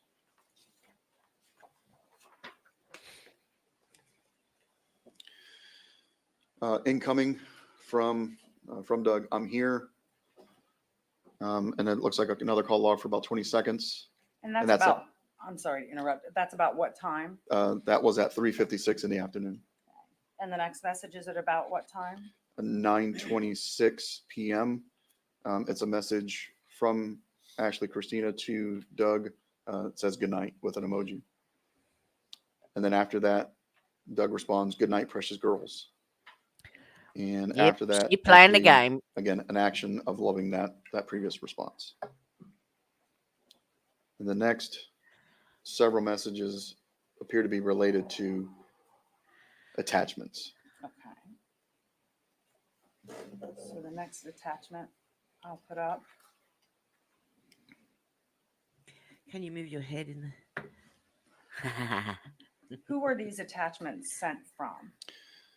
These were from Doug to Ashley Christina.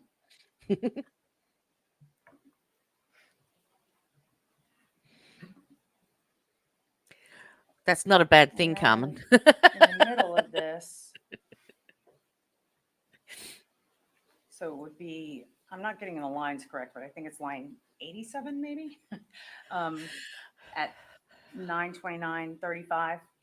9:29:35 is line 86. Okay. And that's another action of loving an image. Yeah, so she's responding by just liking what he says, but not actually engaging in the conversation, so to speak. But if she doesn't respond, there'll be consequences. So she has to do something to acknowledge that So all of message. these attachments were sent from Doug's phone to Ashley's phone. Correct. Okay. And then there's a series of responses from Ashley. Can you tell me what those are?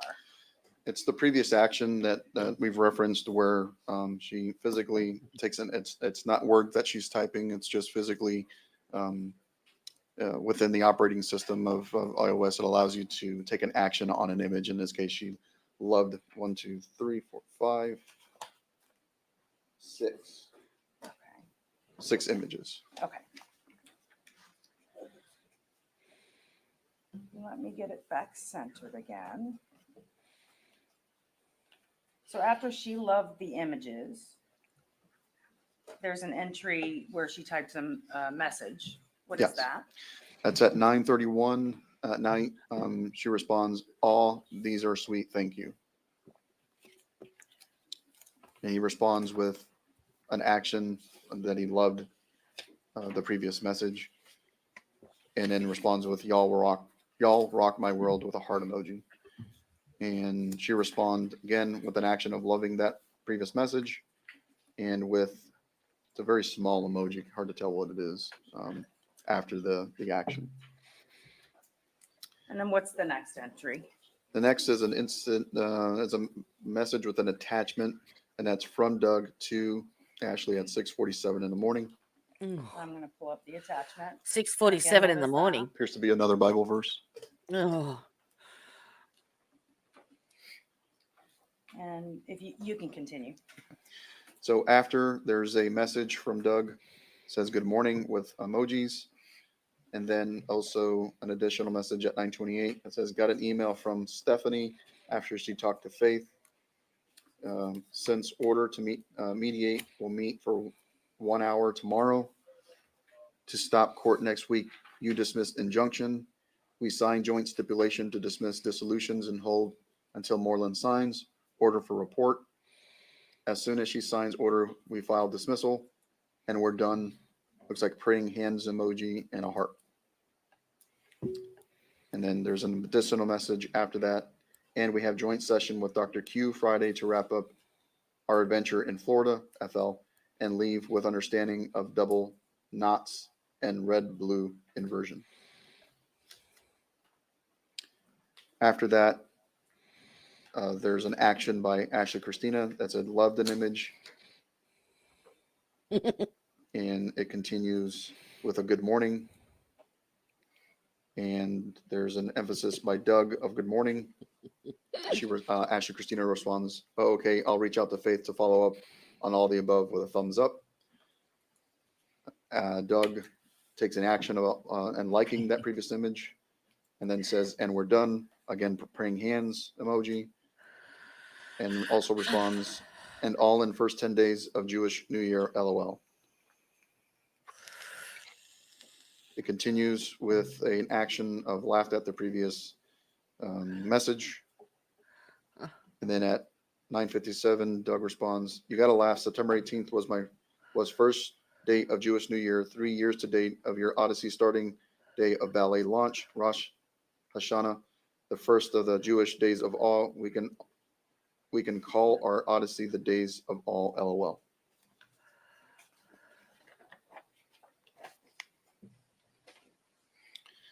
At 10:13, there's an incoming message. It says from Doug, so perfect outside. Looks like a sun emoji. Ashley responds with an action for those previous messages, which just repeats. And then writes, oh, yay, we should do Selby today. He responds, oh, yes, with multiple M's and yum. She responds with a few emojis. He emphasized the No emojis. worries.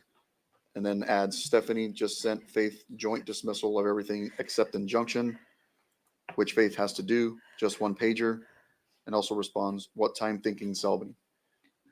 Ashley Christina responds with the action of liking it, and then says, maybe 1:30-ish. I'll text you when we're headed that way with a thumbs up. He responds, or Doug responds, okay, I can come pick you up too. then adds more time with my baby, then adds mediation All right, tomorrow now by what's Zoom that? 10:30. This is like control right there. I'll come and pick you up. It's okay. Making it sound like he's really good, but then he can control the narrative because she's in his car, and then makes it sound like more time with my baby. And then, well, I bet you her response will be something like, oh, no, you don't have to worry about that. That's okay. And be We can quick. drive ourselves. Actually responds with the action of liking that. Yay! Then added, sorry, just looking at my phone. You don't need to drive all the back to LWR to get us if you are already downtown. But if you want to, that's fine. Just let me know either way. Doug responds, I'm at apartment. Congratulations, so pretty, Sherry. enjoying cool area, finally to work. LOL. The next message is an attachment with no body. From Doug. That is from Doug to Ashley Christina. And I'll pull up the attachment.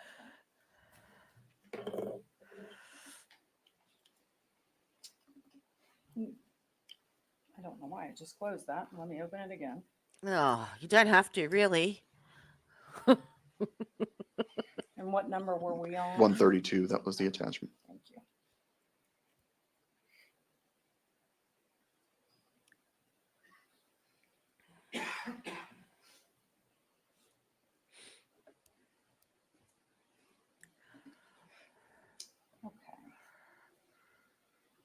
I know those So messages after don't the sound like attachment, much, but what's the next communication? I bet you 90% of the messages were initiated by him, guaranteed, and she's just responding to them because she has to. But you had very little messages would have been initiated from her unless she absolutely had to. It's a message from Doug to Ashley Christina. I'll just head your way at 1:30.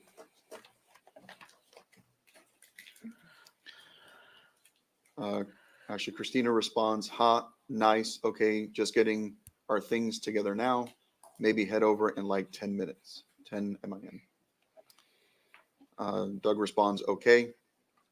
And then after that is appears to be an email from Doug to Ashley.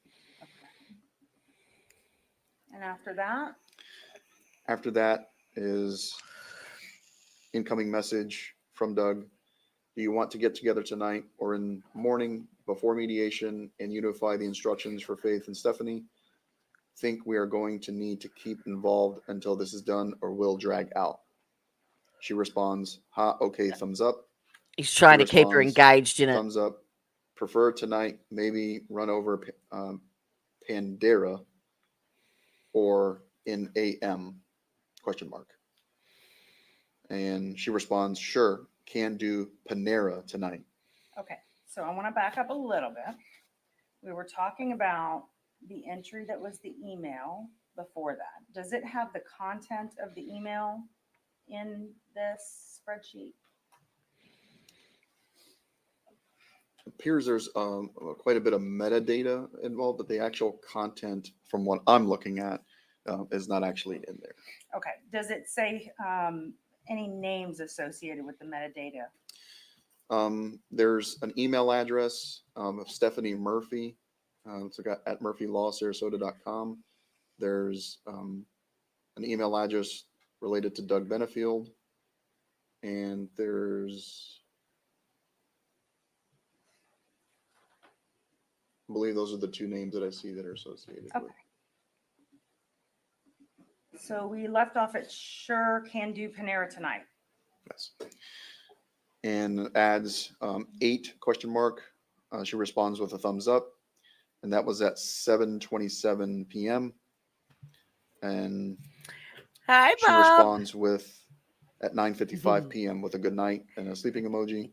And he responds also with a good night with another emoji. He adds sweet dreams. And then Hello, also Governor. sends an attachment. Correction. That scared the shit Sweet out of me, Dreams Gabby. was the last one at 9:56 p.m. The attachment I just referenced was actually 7 o'clock in the morning the next day. Okay, so the next day I'm clicking on that attachment. And what is that? Looks up here a Bible verse. And what are the messages after that? All right, so attachment. After that, there's a good morning with a few emojis. If you want, you can come over here for Zoom.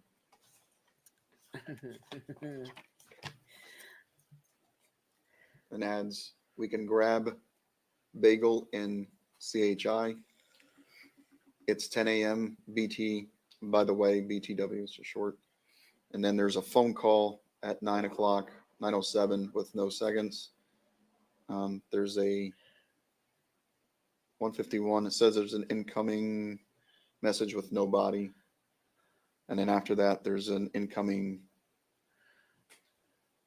message with an attachment. It appears to be related to connection to a Zoom meeting, possibly. And then I'm going to click on that attachment and see if it will come up. It's one of those that will not come up. So go ahead. The next after that appears to be an ID number and a password typically associated with Zoom meetings, and then a phone call with no seconds. And then 9:38, it continues where Ashley Christina loved an image, then liked the message. It's 10 a.m. by the way, and then added, "Ha, oh man, okay, thanks for the heads up." He responded by liking that, and then added, "Set up here if easier for you." And she responded, "That's okay. I guess I should brush my hair and change out my PJs. LOL, I think I can just do it from my phone." He responds, "LOL, you can." She liked LOL, you can, and then added quick and easy LOL. And what was the time difference between the like of LOL you can and the quick and easy?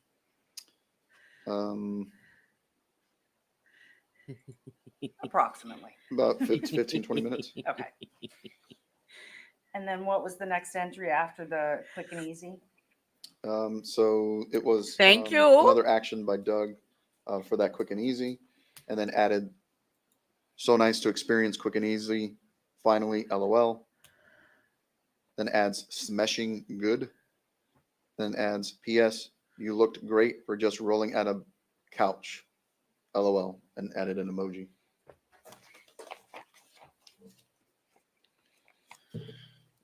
He added, "I'm working on brief, head over soon as get to stopping point like 1." She responds with the action of loving the previous message, or one of the previous messages. "So nice to experience quick and easy." Laughed at also the PJ, the PS, looking great comment. And then added, "Ha, thanks. Figured I should put a clean shirt on even if I had PJs on the bottom half. LOL." What's wrong with that? She adds, "And okay, just let me know as you're finishing up." He adds, "Just to ponder while I finish up, thinking about getting all the cars up here, and I thought was to ship the Cherokee up there by transport, which is 900, and either tow my truck or tow to your Jetta. The U-Haul plus the car trailer is about 1,000. That's for the biggest truck, which gives us plenty of room. The option is another pod and tow one of the cars behind my truck. Overall price about the same. U-Haul, more flexibility, like taking things straight to storage." She responds, okay, things to think about. Maybe best to have you drive the U-Haul and tow your truck behind. Mom and cats will go in the Jeep and I'll drive with Emerson in my car." She added, LOL, the Beverly Hill. He added, LOL, the Beverly Hillbillies, coming from dem slums. Forget about cat courier requirements, LOL. She laughed at the Beverly Hillbillies comment, added LOL, then added, I believe, several cat emojis. He laughed at the emojis. This is like scraping then fingernails down a blackboard. Shortly, brain approaching short circuit. She added, "Ha, okay, well, give me a bit longer, finishing up mom's closets now so I can get the cats locked up." He added, he liked the previous message. And then there's a hardly, Bri, outgoing phone call to Doug for 38 seconds.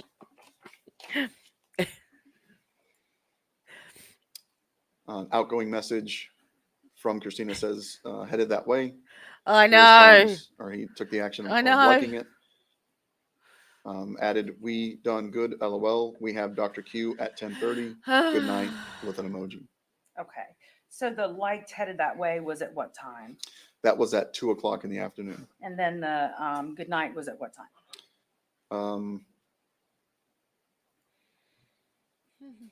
It's 8:27 Okay. at night.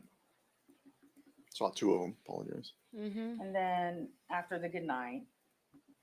After good night, there's an outgoing indeed, LOL, good night, from Ashley. And then after that, there is an attachment at 5:45 in the morning from Doug. And I'll click on the attachment. What is that? Another Bible verse. Mm. And the I'm sorry, next but you be entry? waking me up with a Bible verse and Appears to be another attachment 15, you get the roughly fist of 15 minutes fury. later. Okay. And if you could read what this says. Live a life filled with love. Another Bible verse, Ephesians 5:2.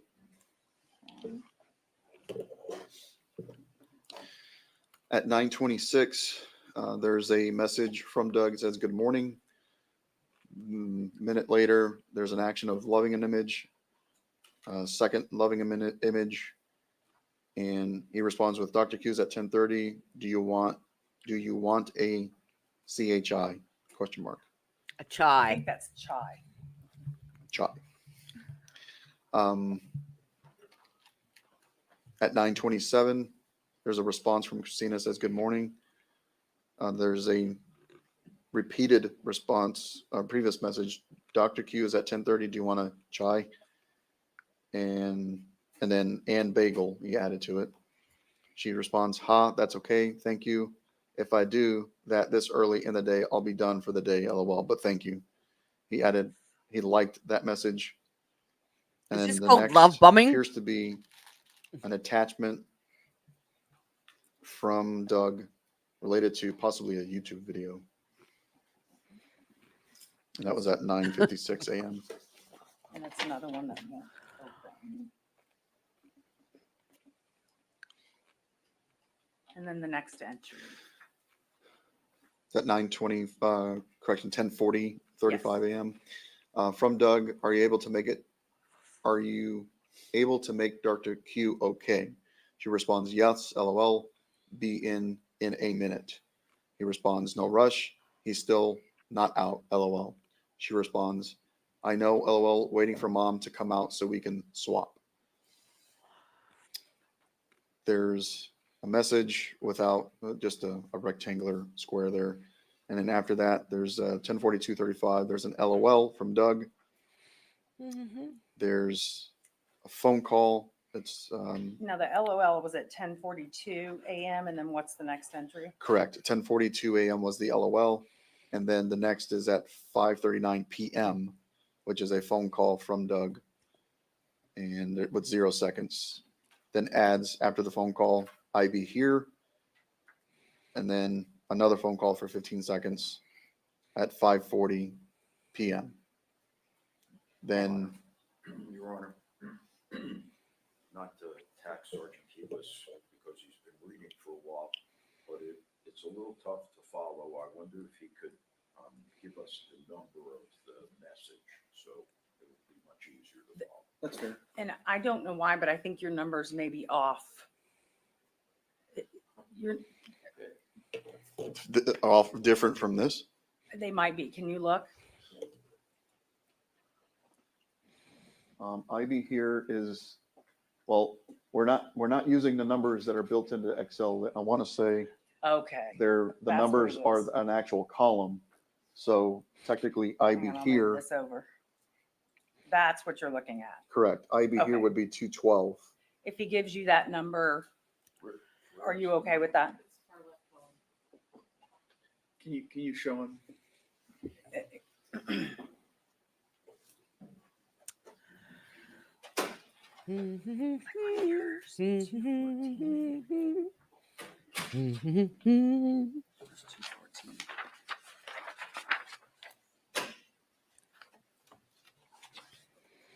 these numbers here match what he's saying. There's numbers on the Excel spreadsheet showing. That's what was confusing me. But the numbers he's saying are the numbers. Okay, so We're on 215, correct? Correct. Okay. Okay, so if you, Sergeant, if you could just call the number out. Sure, not a problem. Thank you. Thanks, Judge. Of course. So we I left want a off timeout. at I want a 2:15, which timeout. is at 9 o'clock. It's a good night with an emoji. 2:16 is an attachment, a JPEG, Did you get timed out coming? and that was at 6:43 What did you do? a.m. And that is on the next day, correct? Correct. 9:26. Correct. And I pulled up the attachment. What is that? That's like a Bible verse. And then you can continue from there. All right, so moving forward, 2:17 is from Doug with a good morning. 2:18, she loves the image. And 2:19, she responds also with a good morning. 2:20, Doug sends ready to start with a thumbs up. 2:21 is a call log with from Doug with 0 seconds. 2:22, there's a message from Ashley Christina. Okay, I'll text you in a bit with an emoji. I can't tell what it is. Pretty small.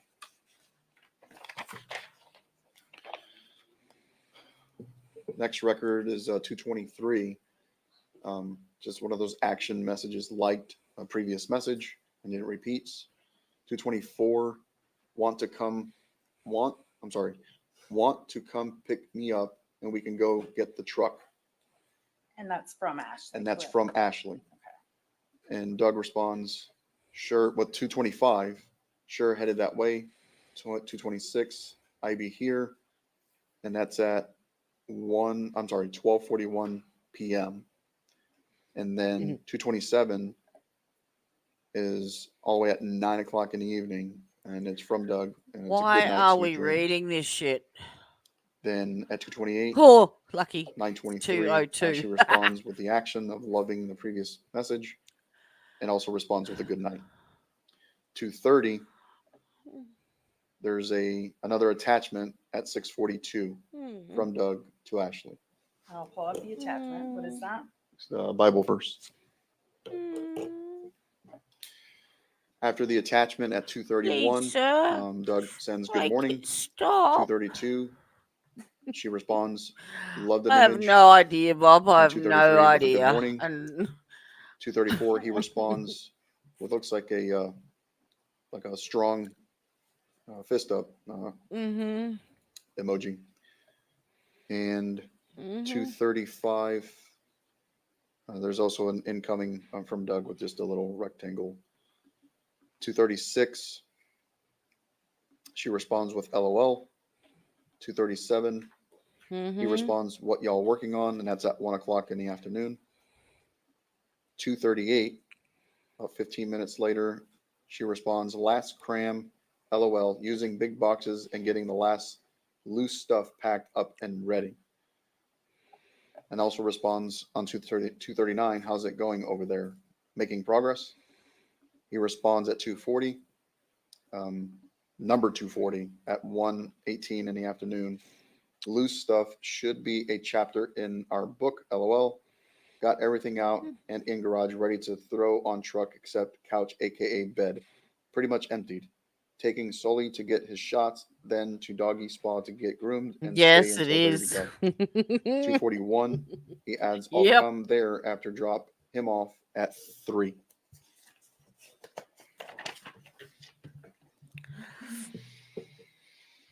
No, he was 2:42, sending them. She responds with the action of laughing at a previous message, and it just repeats. Another action of liking a previous message, then adds 2:44 adds, great, could you run by Lowe's before you come over, grab a few large and mediums. 2:45, he responds, sure, I need a few too, which is at 1 o'clock in the afternoon.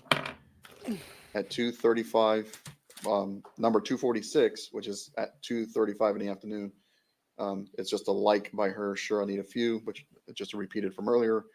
and then adds, just to be safe, let's do 10 of each just for the last bits here. 248 from Doug. He likes the previous message and adds, and 249, okay, let me know anything else if think of. 250, she responds, tape. 251, and also adds LOL. 252, he responds, ha, K. 253, just finished vet, headed to spa, LOL. 254, she laughed at that previous message. 255, he says, headed there. 256, she responds, okay. The next line, 257, I'm here out front. She responds, okay, 1 minute.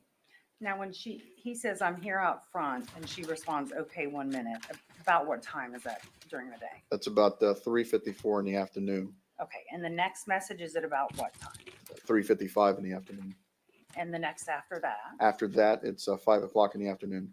So there's an hour and several minutes in between these two. Correct. Okay, so after okay 1 minute, what is said? Then 2:59, about to head back from Doug, and then the message after that appears to be an attachment at 5:11 in the afternoon. And I'm clicking on the attachment for the record. Yeah, appears to be. Go ahead, I'm sorry. It appears to be maybe the U-Haul truck that they're loading up. And that was sent from Doug. That was 5:11. Yeah, that was incoming. Yes, from Doug to Ashley. Okay, and then the next message? The next is from Doug, and this is number 261. Everything in except couch and 10 medium boxes and 2 cab, LOL. 262, she laughed at the image. 263, she responds, ha, OMG. 264, he responds with trucker on the way, and that's at 5:32 p.m. At 5:32 p.m., was that the last communication between these two? I believe so, yes. No, hallelujah. Thank you. Judge, can we approach just a moment? Yes. Before. Now let's read the text from the next day. No, because I think this is the lead up to him going down there, wasn't it? I think that might be the point.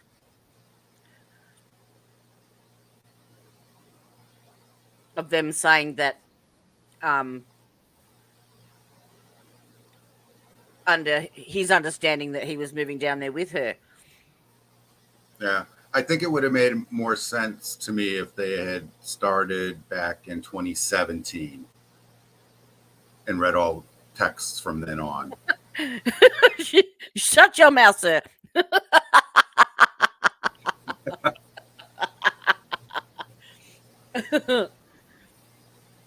Well, surely they could have just summarized all that.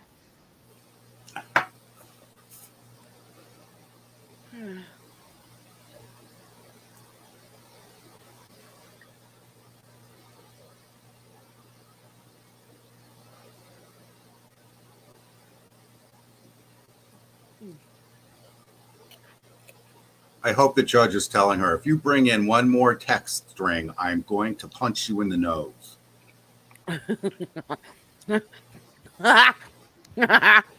You won't get a very nice message back, Bob. Mind you, it's 1 o'clock in the morning now, so. Mr. Jury, there's one legal issue that I need to resolve before we finish up with this witness's direct. So I'm going to excuse you in the back. It should take about 10 minutes. It's my best guess. So please don't begin deliberations amongst yourself. You can communicate outside, send and receive texts, emails, telephone calls, but just don't talk about the case. Yes, please, no text. But don't do any research on the people, places, things, or legal No topics butt you care dials. anything about. I'll Yeah. get back out here as soon as I can. Now I have that stuck in my head. What? Butt dials? No. No. Gypsy Rose. Can't bring me down. I'm on a high right now. Oh, God. All right, you all can That was hard. I think I'd rather watch grass grow. AJ's just in her car, like pushing the add button. May have. So I'm going to go ahead and excuse you right now, just to be cautious. Please She's understand driving in her the car being frustration- Oprah. The rule of sequestration has been invoked. You're not to discuss your testimony or the answers you've given or the questions you've been asked with anybody outside this room. You're not supposed to talk with any other witnesses about the testimony they've given, the questions they've been asked. And to my understanding, this may be online. You're not to watch or view anything related to this case until you're released from your subpoena or the jury's return to That one deputy's got her winter clothes on. So just step outside and get you back in as soon as we can. No, I think it's fine because I think they're still going to meet him down. I can see all right. Sing a duet.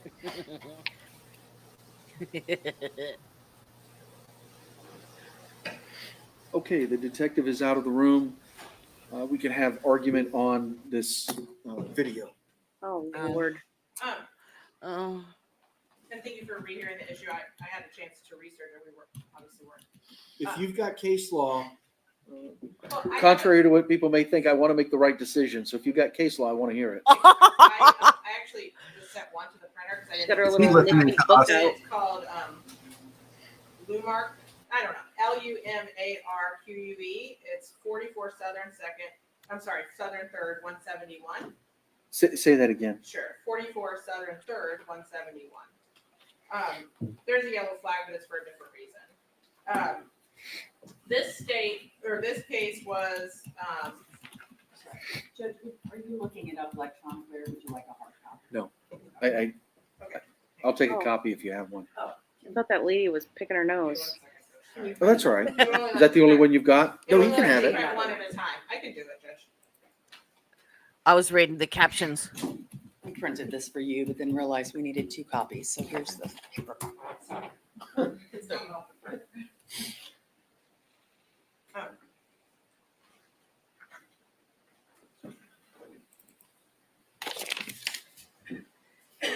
Judge, they revoked my copy in favor of. They revoked his coffee. We're not going to do Did you anything see until the you get a CCs? copy. Of course, I can't blame their decision, Your Honor. Oh, gee, thank you, Your Highness. Uh-huh.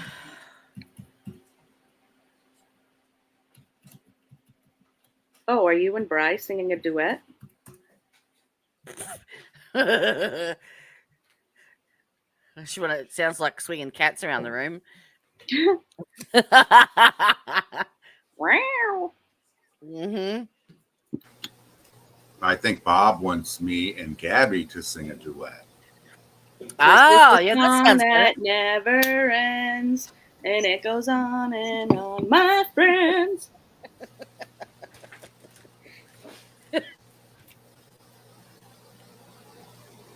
We'll have to have something that I know the words to, like Oh. Itsy Bitsy Spider, Oh. something like that. Oh, Lord. The itsy bitsy spider. Went up the water spout Down came the rain. and washed the spider out. I don't remember the rest. Up came the sunshine and dried out all the rain. Oh, yeah. And text messages that could not be authenticated by an ex-wife on the defendant's phone. And the trial court In my did not Gypsy allow Rose them voice. into evidence. And Brian is squeaky lettuce voice. Here said the court aired. The image of the text Was message Bob here when Bri had his hazmat suit on? Oh, that was hilarious. I don't know if Bob was here for that. Found on the defendant's cellular phone, seized pursuant to a search of the defendant's home through a warrant shortly after the alleged incident. This fact was testified by the state's forensic expert and is sufficient to The itsy gypsy spider. Here, the gypsy those spider. phones have been in evidence since the day before. The contents of them were admitted Can't bring me in down. the trial exhibit today, and not objected to. The only thing is this one video was objected to, this attachment. Thanks, And Bob. the state would argue based on this I case. see how it is. That we have established this phone was, Rude. Do we know what is this video? material was found on the defendant's phone, the video. NFI. And therefore the state would argue it should be admitted. No forthcoming information. Mr. Taylor? Just one second. This is the type of shit that should be stipulated before trial between the two parties.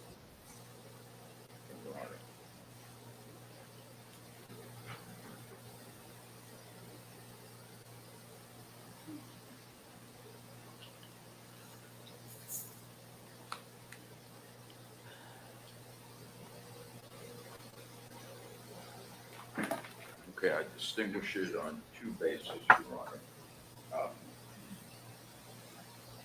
They quote U.S. versus Caldwell 11th Circuit decision, holding that authentication of evidence merely requires a finding that the evidence is what it purports to be. Well, Yes, that's correct. He did. Mm-hmm. Sergeant Keeler He's still sitting in his dirty pee pants. cannot do that. He can only say this is a video, it was on the phone. He can't say it's a true and accurate reproduction of what took place on that morning. He Now I know doesn't why she looks so for example, tired. She's bored. who was there that might not have appeared in the video, what the motivation was that brought them there. He wouldn't be able to say whether it was under coercive circumstances. I don't think he qualifies to be able to lay that predicate. And the second reason why I don't think this case is applicable is in this case, they held that it was admissible because it constitutes evidence of motive. Judge, this is a second-degree murder case. As the court knows, motive in second-degree murder is not an element. There is no obligation that murder be proven. I think the motive was the Bible verses. They can lay the necessary credit. Shake and bake, buddy. State rebuttal. Just that I think defense counsel's arguments go to the weight, not the admissibility. I think this case stands for the fact that we've entered, without objection, cell phones that contain this video, and then now without objection, the trial exhibit with the attachments and the CD. The objection was just to one after, which I think is also an issue, but I think we don't have to get there. But I think this case stands for the fact that once we've laid the predicate that this was a properly searched phone and that the data on it was properly removed and the detective testified that everything was in order. And we laid the predicate for the contents of the attachments. Just Based on this. Word salad. I can't say the first name of. What was the date and time of this particular message? The message was, I don't know that you can read the small print on that, but there's a copy, but it is,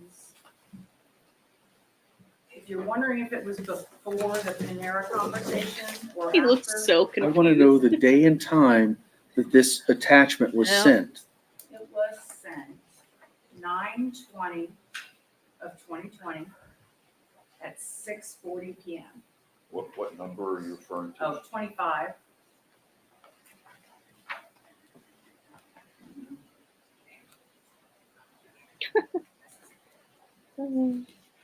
And the Excel spreadsheet, which is the data dump from the defendant's cell phone, shows it's in blue.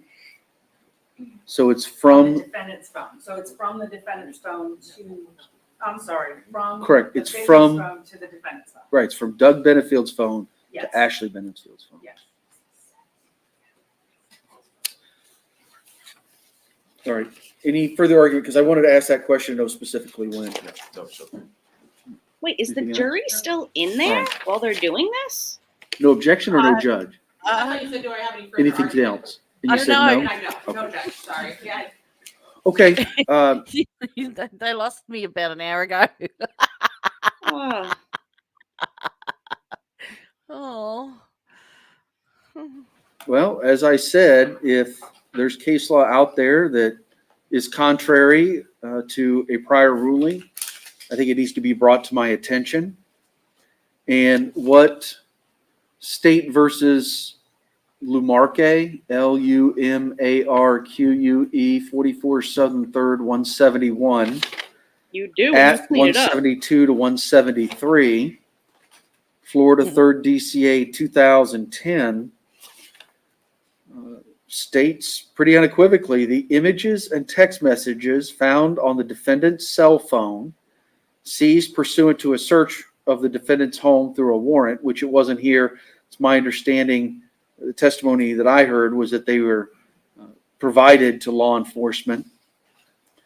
Shortly after the alleged incident, this fact, testified by the state's forensic expert, is sufficient to authenticate these exhibits. So the issue is authentication, and that's where I had initially sustained, because obviously there was going to be no witness, this Quails, sorry. Quail is a bird. Keyless certainly could not authenticate the video. And just to be clear, I'm not sure, I think it's on the record that it's going to be a video of the defendant and her mother that's taken by a third party. I outlined it pretty in depth in my order denying the stand your ground. And like I said, certainly the technical services unit couldn't authenticate it, saying that it's the traditional way, that it's a fair and accurate depiction of the events of that day. So then I had mentioned that the bench, perhaps the state could lay the silent witness predicate. However, I don't find that the silent witness predicate was sufficiently laid by the detective Keyless. Oh man, come on. Yeah. However, Jody's like, apparently, I'm over it. according to this case, I stayed up for this. it is authenticated by the fact that it was found on the defendant's cell phone that was seized shortly after the incident. And at this point, it's been sufficiently testified to by the state's witnesses and the forensics expert that he did find this video on there. In fact, in addressing the defense arguments, the 3rd DCA goes on to say, regardless of how these images and text messages might have found their way onto the defendant's cell phone, the state has presented sufficient evidence at this stage. Certainly, they met the admissibility that these exhibits constitute evidence of motive. As we've discussed, motive is not an element. But the state has made the argument in the past and makes today that the entry of these items is not for the truth of the matter asserted, but to show the relationship and interactions between the parties in the days leading up to the homicide and the normal texts and banter and communication of a married couple that is in the middle of a divorce. So for those reasons, I will reverse my prior decision, and the video would be admissible under this case. Oh, okay. We get to see it. So we did that specifically so you could finish with your direct, and the ruling is made so then it's available on cross. I know we talked about different options, but I'm glad we did it that way because I think it makes a lot more sense. So we can record it and play it, and then we'll send it away. Correct. So when the jury left, he was on the stand. Oh, I'm sorry. Right. So I'm just going to put him back on the stand. The jury won't know any different. All right. So if we can bring. Can we take a quick restroom break? All right. 5 minutes. Just 5 minutes. Okay. Thank you, Judge.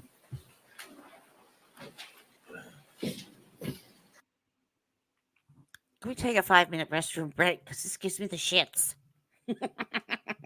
Wah. Wah, wah, wah. I had, don't know if this is going to work.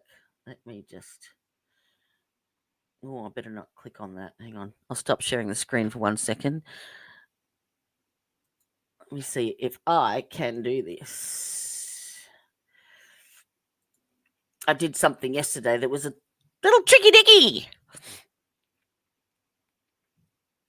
I just got to remember where I put it.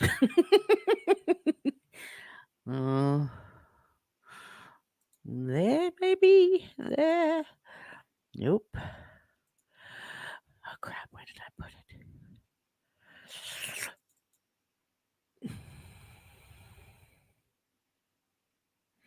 Nope.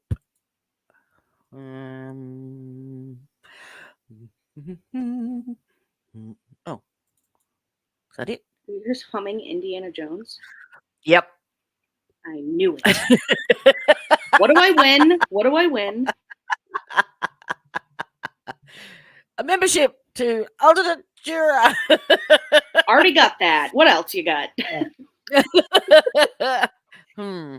Watch me pull a rabbit out of my hat. All right, I'll take it. Where the hell did I put it? Come on, Jody. You're losing your shit today. What's going on? I recorded, yesterday at lunchtime, how we were watching ourselves. Yeah. I recorded that so that we could watch ourselves, watching ourselves. And I saved it somewhere. And yeah. You'll find it like after the live stream ends. Yeah, I will. Yeah, for sure. For shiz. Oh, I know where it is. For shiz on my nizzle. Yeah, it'll be in there. And did I export it or not? Oh, did I? Where in the world is Carmen? There it is. There it is. Black Swan double. Now, where did I save that? It's all right. I can just pull it up from there. Export. Save it.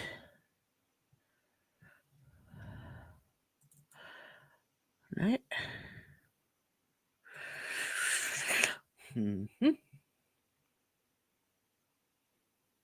Well, this has got to be more exciting than watching grass grow and listening to text messages, surely. Yeah, I'm just watching the light blink behind you. Way more exciting. At least you know when I'm doing something. Yeah, I know, right? We're gonna see What's my results. Okay. I mean, they're gonna be We'll funny, see something. but or a cat will just come by the screen, something. Oh my god! I've just found it on my. Stop exporting that. There it is. There. Okay. Open with.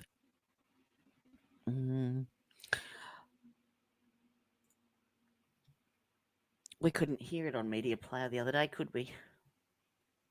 No. I sent AJ a video once, and she had to convert it to be able to play it. Yep. Now, can I full screen this?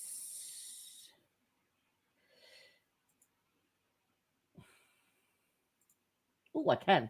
Okay. Woo! All right. Now, I got to get back onto here. And then, no, share screen, different one. Share screen. Window. That one. Share. There we go. Nice. Now we're watching ourselves.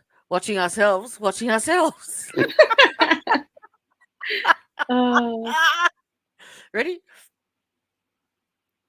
Oh, no, can't hear it. Oh, you can't hear that? Can't hear it. Whoop.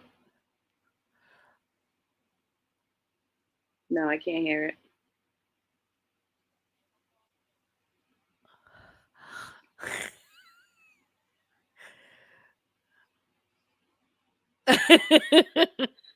Jody's like, no one can watch this. No one can video. hear that. Oh, you were arguing over his purple and blue top.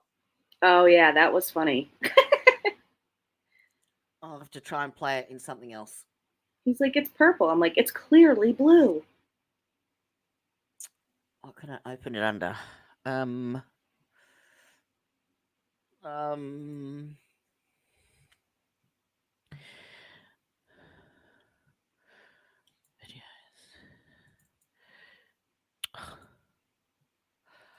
open with, I'll try media player.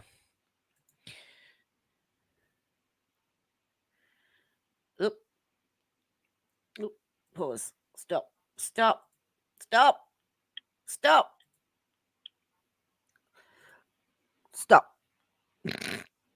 Okay. Now share screen again. I'll get there eventually.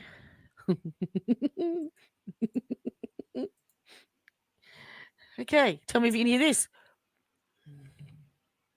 No. Can you read lips?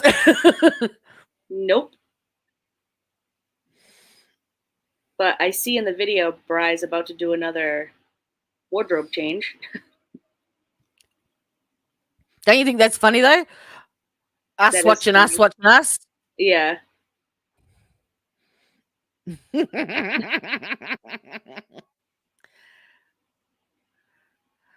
Aw.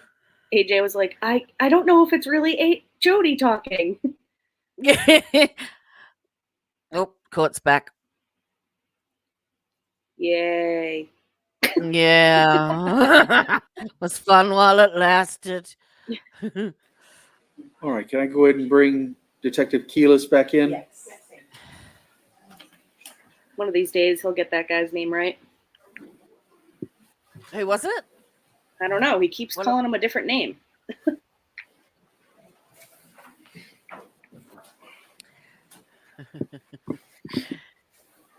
Hi, Christine. I'm way behind on chat. Oops.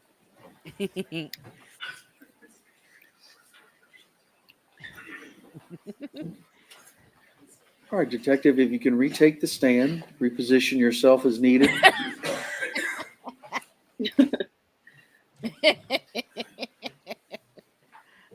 So did you speak to anyone about your testimony or the testimony or anything at all? No.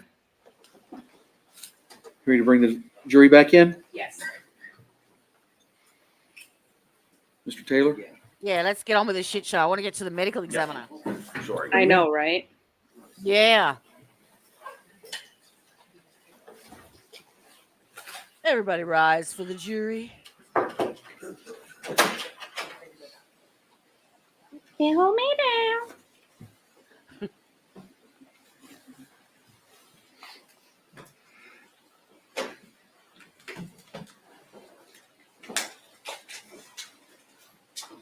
All right, y'all can sit down. Welcome back, everybody. Oh, y'all can sit Anybody down. begin deliberations, communicate with anyone outside the jury about the case, or do any research on the case? Everybody says no. State, you can resume your questioning. Okay, I just have one thing before I turn witness over. There was an attachment of video that was sent by Doug. It's line 25. So sent by Doug to Ashley, correct? Oh, you don't have the sheet in front of you. No. No sheet. Thank you. Thank you. Oh, no. That's a bunch of bullshit. Yeah. Line 25 is an attachment from Doug to Ashley Christina. Okay, I'm going to play that attachment at this time. Holy, what I the? didn't know Real what it's doing. Housewives.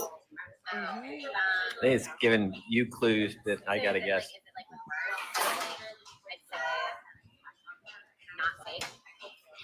That guy just Get real. who diffed me. Real. Working mother, not a working mother. Working mother, not a working mother. Not a working mother.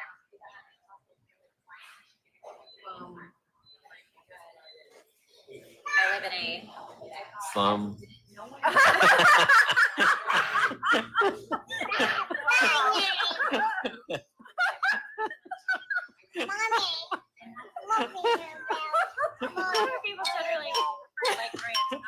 Oh no, it's running out of time. House. Real House. Wife. So put together. Housewives of. Oh, Real House. Oh. They're playing a game on the phone. That's what that was. So all of that was for that. Yeah. That was really crazy. I was trying to figure out what they were doing. Like, what the actual? Yeah, it was like where you put the thing on your head, but it was a phone game of it where you have to Yeah. guess the like what.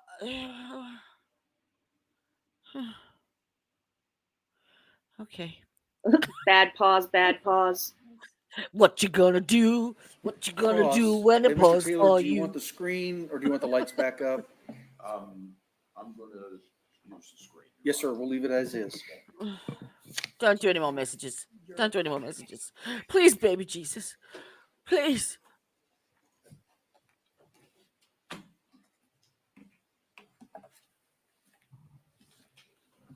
Good morning, Sergeant Keeler. Good morning. Good morning, Sword and Kayla. I want to make sure that we can establish the Contours of your testimony. From the technical services unit, you're Testicles? capable What? and authorized. Did he just say extract that? this information from the cell Technical. phones Oh, of jeez. Doug Benefield. I'm with you, you have. You don't know the context Carmen's about like, the ew. messages. You just are able to read what's printed. Mm-hmm. I can read what's printed from the extraction, yes. Right. But Yes, for you're example, hilarious, Bob. there were quite a few Bible verses. You wouldn't be able to necessarily tell us that Doug Benefield's a very religious guy. You just can tell us, here's the Bible verses that he posted. Yes, I can tell you that he sent a Bible verse. Okay. I think we all And know that now. You can't tell us the reason that either party may have had for sending a particular text. You can only tell us this is what the text Why is says. he even questioning him? He hasn't given his opinion. He's Tell just us read the whether text. The text is true or I have false. no idea. You can only tell us what the text says. Correct. You can't tell us if the text is genuine or motivated by fear. You can only tell us Ramen, what it Carmen. says. Ramen.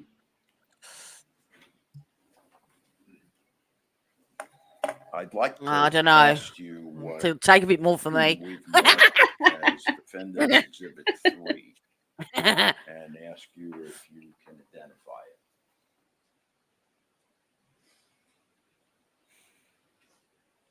I would have just passed the witness and said, no questions. What are you going to do? I would object to the on the scope. Okay, I don't know. Can we approach? Oh.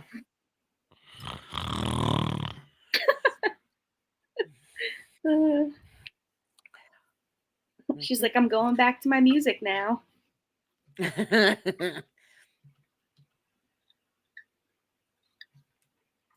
Keyless, what I've marked now as Defendant's Exhibit 3.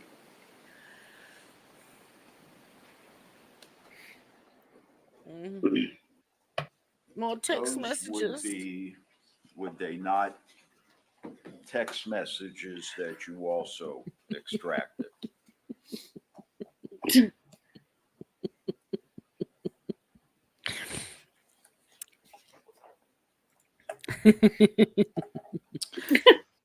I believe these were the text messages that you may highlighted during a deposition, and we confirmed that these came from, I believe, Doug's phone. Correct. Yes. And Music 23.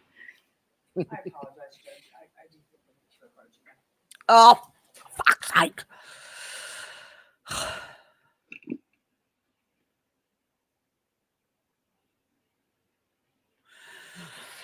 L. L. L. L. L. L. L. L. L. L. L. L. L. L. Oh.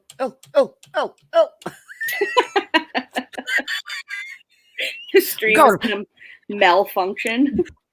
Going hard on the L's. Oh. Jody's going hard, y'all. Amen. Can I have an amen? Ramen. Can I have a hallelujah? Hallelujah. It's raining men.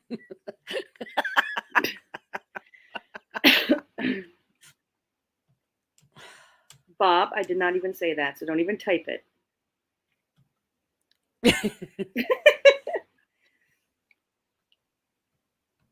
Oh, my Lord. Come on, please. Oh, I can't go any further. I'm up to date. Bugger. Yep.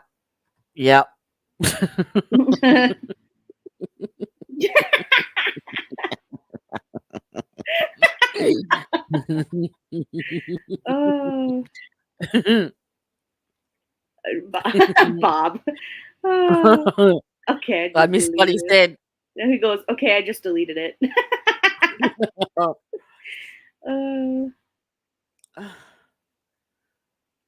It's like they're arguing over every little hair, every little lack of hair.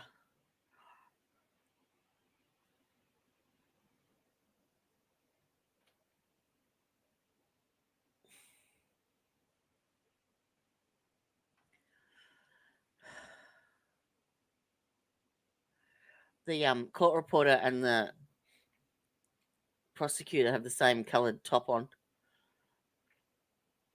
Really? Oh, yeah. Olive green.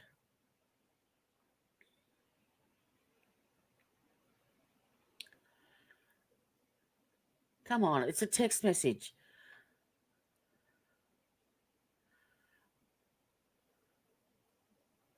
Yay. All right, members of the jury, this is going to take a little bit longer. So what I'm going to do at this point is it's about 11:30. I'm going to let you go to an early lunch. So if you could be downstairs in the jury assembly room at 12:45. Play the Judge Fleischer. Give us time to take care of what we need to take care of, and we'll get you back up here as soon as we can right after your lunch. Please remember, don't discuss things amongst yourselves. Don't discuss the case with anybody else, and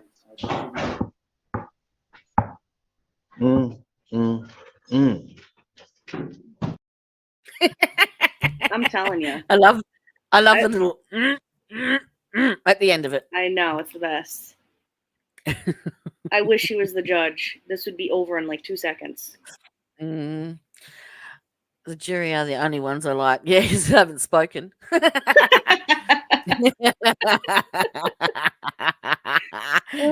Random guy at the bus stop. Yeah, he sucks too.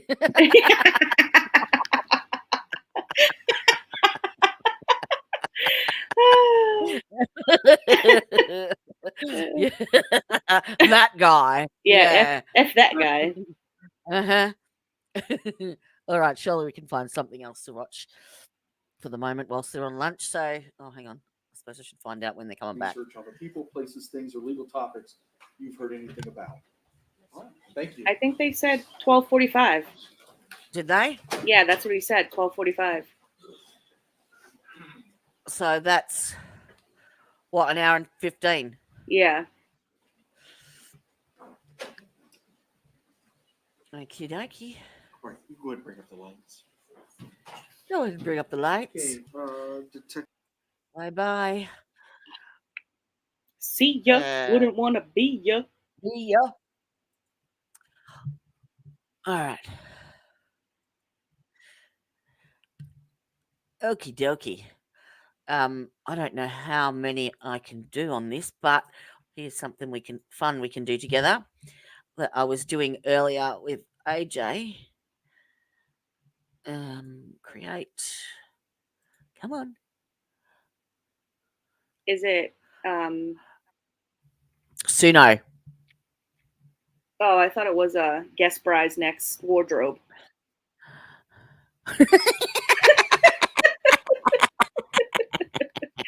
No, let's create a song together. So I need to I need some inspiration from chat for the description, right? So this is an AI app called Suno. We have 200 characters in which to describe or create a song with. What about, So how about, can you do a 50s style song? basically it creates, we put in the general gist of the song or that we want to create with 200 characters. So we can Carmen, say units, the she said. The example they've given is a chill opera song about not being able to wait to see you again. So we can put in there. Ooh, yeah, I got one. How about a rockabilly song about pee pants? Okay, there's a start. a rockabilly song about pee pants. And what else? Yep. Carmen said ping boop. and boop. Yes, ping and boops. Oh crap! I didn't click on the right thing. A rockabilly Round 2. Ding ding ding. Song about pee pants and what? Ping and boops.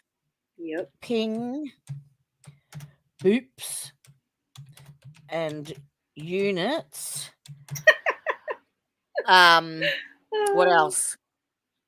Honey Nut Cheerios. And Honey Nut Cheerios. Okay.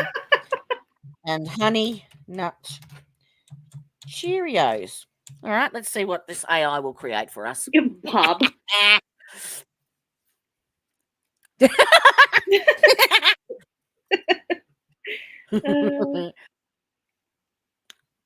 They're just tickles that you test. All right, so it's come up. Can you all see the name of the song? What is it? No. Pee Pants Rockabilly. Yes, I love it. All right. Now you got to tell me if you can hear it when I play it, all right? Uh-oh. Hopefully. Mm-hmm. Ready, steady, go. Go. Yep, I can hear it. Boop, boop, boop, that sound in the night. Found source, it's out of sight. Pee pants, y'all, the shame won't wash. Can't shake the feeling of that nightly slosh. Nightly slosh? With pain goes the toaster, popping up red. Units of trouble dance in my head. Honey Nut Cheerios spill on the floor. Sticky cinch, I can't ignore. Pee pants, bing, boop, and units in the front. Can't shake this craziness out of my day. Honey Nut Cheerios, a sugary mess. Rockabilly blues make me confess. Oh yeah, blaming on the pain, the boot, the beat. Tossing and turning, can't get no sleep. Sipping on the milk, it's the only thing sweet. Worlds collide right at my feet. Pee pants laughter echoes the halls. Boop, boop, boop, heard this crazy call. Pain goes the timer, but I'm out of sync. Another morning starts with a kitchen sink. Pee pants, bing, boop, and units in the fray. Can't shake this craziness out of my day. Honey Nut Cheerios, a sugary mess. Rockabilly blues make me confess.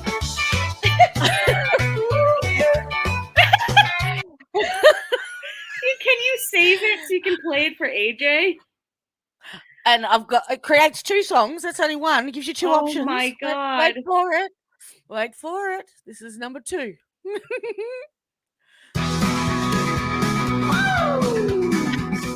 Boop, boop, boop, that sound in the night. Can't find the source, it's out of sight. Pee pants, y'all, the shame won't wash. Can't shake the feeling of the nightly slosh. Ping goes a toaster, popping on bread. Units of trouble dance in my head. Honey Nut Cheerios spill on the floor. Sticky cinch, I can't ignore. Pee pants, bing, boop, and units in the fray. Can't shake this craziness out of my day.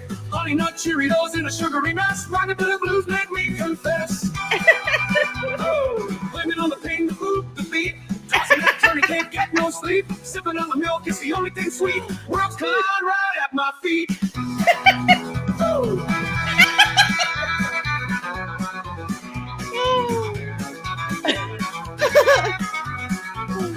Pink pants laughter echoes the halls. Can't shake the feeling of the night they slosh. Ain't no double but I'm not slosh. Another morning starts with a kitchen sink. Pink pants may move from units in the break. This craziness out of my day. Honey nut Cheerios in a sugary mess. Rockabilly blues make me confess. Oh, how good is Oh that? my god, the nightly slosh is what got me. Oh man, that was good. I like the first one though better than the second. Like the laugh. Yeah, I like the first one. Even though it's I the love same this words, but I like the beat of the first one. Yeah. That was hilarious. Yep. It's so much. Oh, I've gone out of credits now. Never mind. But if you get onto this site, it's called Suno, SUNO, and it's free. And they give you, I think, 60 credits a day or something like that. So this is where I created my Defense Rest song, and this is where I created the outro song this afternoon. But I did 1, 2, 3, 4, 5, 6, 7, 8, 9. That's 10 songs I created today, and I'm out of credits. But tomorrow I'll have the same amount of credits again, and you can create more songs. That's awesome. And you can either put in that genre, like, a rockabilly song about pea pants and blah, blah, blah, or you can click into custom and actually put your own words down. So you can write like a poem, like I did with the Defense Rest. Yeah. And then you choose your genre and you choose, what you want it to do. And it just creates it for you. It's awesome, but it's funny as. Like my girls put in about their relationships and stuff, and it was hysterical. Hysterical. But yeah, that's all saved on there. I can send you a copy of that. That's cool, isn't it? Oh my god. It will just make any song you like. Night sloshing around. Beep boop. It's so much fun. So much fun. You're trying to fold underpants. Oh my god, that is so funny. Change the poop to a pee, ain't that sweet? Oh man. Can be a That theme was song. great. Tomorrow is soggy bottom buns and a twat waffle. Okay. Yep. Soggy bottom buns and a twat waffle. And where's let me make AJ note when of you that. need her? Yes. Yes. Yes. We need to have a think about it and get everyone in chat to put in a couple of descriptive words so that we can all add to it and make a song, combined song. That's funny. What's Grandma doing? I don't know. Let's go and raid Grandma, shall we? Is she live? I don't know. Yes, she is. Oh, she might be playing Words with Friends. But she's not on there when that's up. She just streams it. Can you answer these Olympic trivia? That's an old video. Is it? Oh wait. I think that's coming up. Upcoming. Yeah. She always has like the logo at the bottom of her videos that say live, but she's not actually live. And it's like an older video. I'll share the screen so everyone can see what I'm seeing. As that would probably be helpful, Jody. There you go. Okay, Bri. What was that? Gonna boop out. All right, darling. Have a good sleep, rest up, and don't work too hard. So this, like, if you click on here, that means that game's finished, does it? Yeah. To play. And this is upcoming, and you can only play it when it's running. Is that right? Yeah. Hold on one second. I'll be right back. All right. So that's coming up at 7 a.m. and that's coming up at 11. So you can play Wordle at Grandma's house or trivia, Olympic trivia. Yeah, so it should say the date on there too of when. Yeah. She puts her lives up for like the week, I think. Okay. Like last night was Bible trivia. Oh. And she does like all kinds of trivia, which it's kind of funny because I don't know much about the Bible, but I just play it anyway because it's fun. But also, Grandma doesn't know much about the Bible either, so I thought that was hilarious. So there you go. There's Grandma's house. It's at Grandma's House Fun. That's She's what I got was gonna do. 73,000 subscribers. Yeah, that's what I was gonna do. I was gonna go get her a link so I could put it in the chat. Yeah. All right. What else have we got? What's live now from Fox? Hey, Bree. Hey, Bree.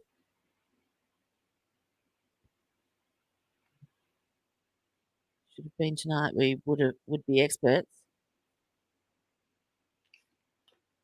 Mm. That's not very exciting. We don't want any of that. Often there's a good car chase on here. What's alternate juror I've got? Oh, look. She's live. Wow, is she? Yeah. Where? I don't see her. Put up. She's put up day 2, not day 3 of the Ashley Benefield trial. Yay, AJ. Good job. It's getting close to the Friday stream, you know? Yes. It feels like Friday. Hey, Flash fan. Hello. How you doing? Oh, we are we're just scrolling through the internet because the morning's testimony today, I pretty much wanted to pluck my eyes out. And now I need to wake myself up again. So we're checking out to see what's happening. We made our own song. That was hilarious. A nightly sloshing. Yes. Car chase channel.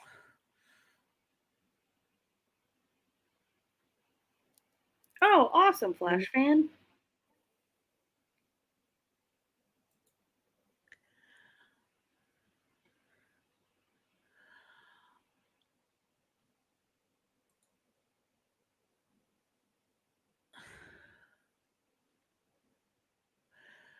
Suspect crashes into police Hold car on, before Carmen said, Gabby, do you remember the story my mom told you that involves me? Should have had pull-ups on and a restaurant. Oh, yes, I do remember that story. Yeah. Go on then. I'm not going to tell it. You've dubbed her in now. It is a really funny story. Carmen's like, you can tell it, LOL.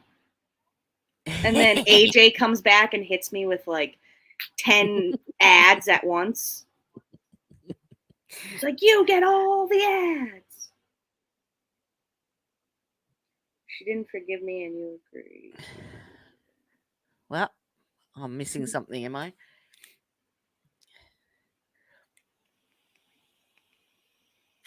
Oh, good job, Flash fan. Yeah, I said that. Where were you, on vacation? Yeah, sorry. Yeah, I was distracted, all right? Oh, I see what you did there. I'll see myself out. Yeah.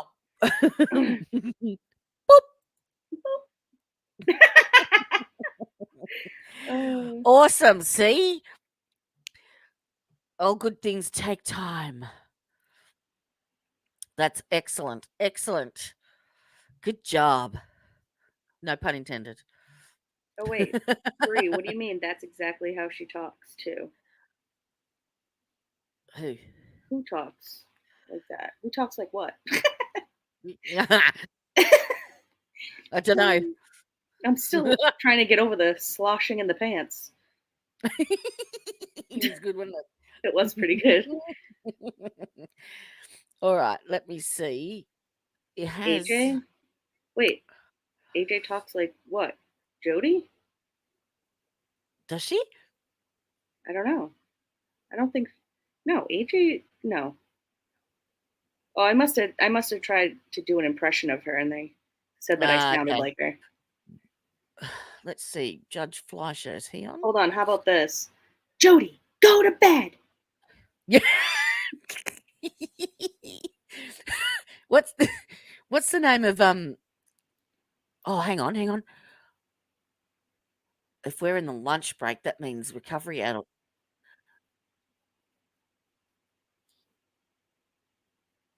Oh. Hang on. You can tell it. That's hilarious.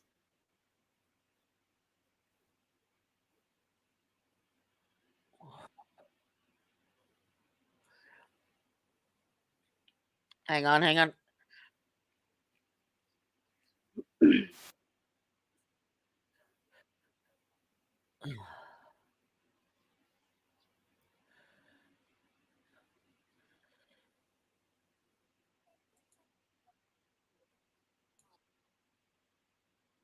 All right.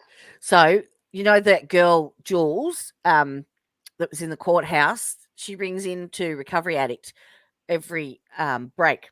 So she's rung in now to Recovery Addict. He's on the phone with her now. So we get the background goss about what's happened in court and what's going on. Let me share to screen and see what she's got to say. We're going to take lunch break as well. We'll be back at 12:30. So as they go to lunch and all file out, let's recap what happened so far today. See, it's sort of let's quiet not, in RA. court. Let's not. Let's get to Jules. And Look at his setup. finish the story. I'm going to cut him off as soon as Jules calls. Oh. Hey, Thal, you've got seconds before Jules calls, and I just hang up on you. Mm-hmm. Okay, so you have no excuse now, dang it. But anyway, so I know what happened. So remember that he sent her a YouTube video, right? Yes. In the text messages? I know the motive, ladies and gentlemen. You can trust Uncle Thal. That's because he rickrolled her, ladies and gentlemen. That's right. He sent her a spoof YouTube video that rickrolled her, and after that, she lost it. Yeah. It was game over. All right. No, but good idea. All right. Jules is Perfectly calling. Gotta voluntary. go. Thanks, Thal. Bye. Do you have the link to that, Gabby? Can you either put it in chat or Discord it for me? I wouldn't mind watching it. Well, do you know the name of it? I don't think it's actually in Boston. It's I think it's actually near Worcester, actually. I read about it because I went and looked. Yeah, he was telling us about it Yeah, a couple the streams other ago. day. Yeah.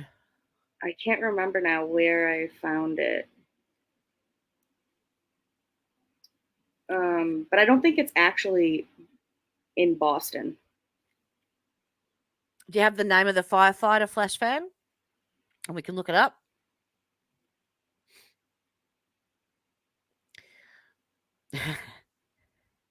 £7, 15 ounces.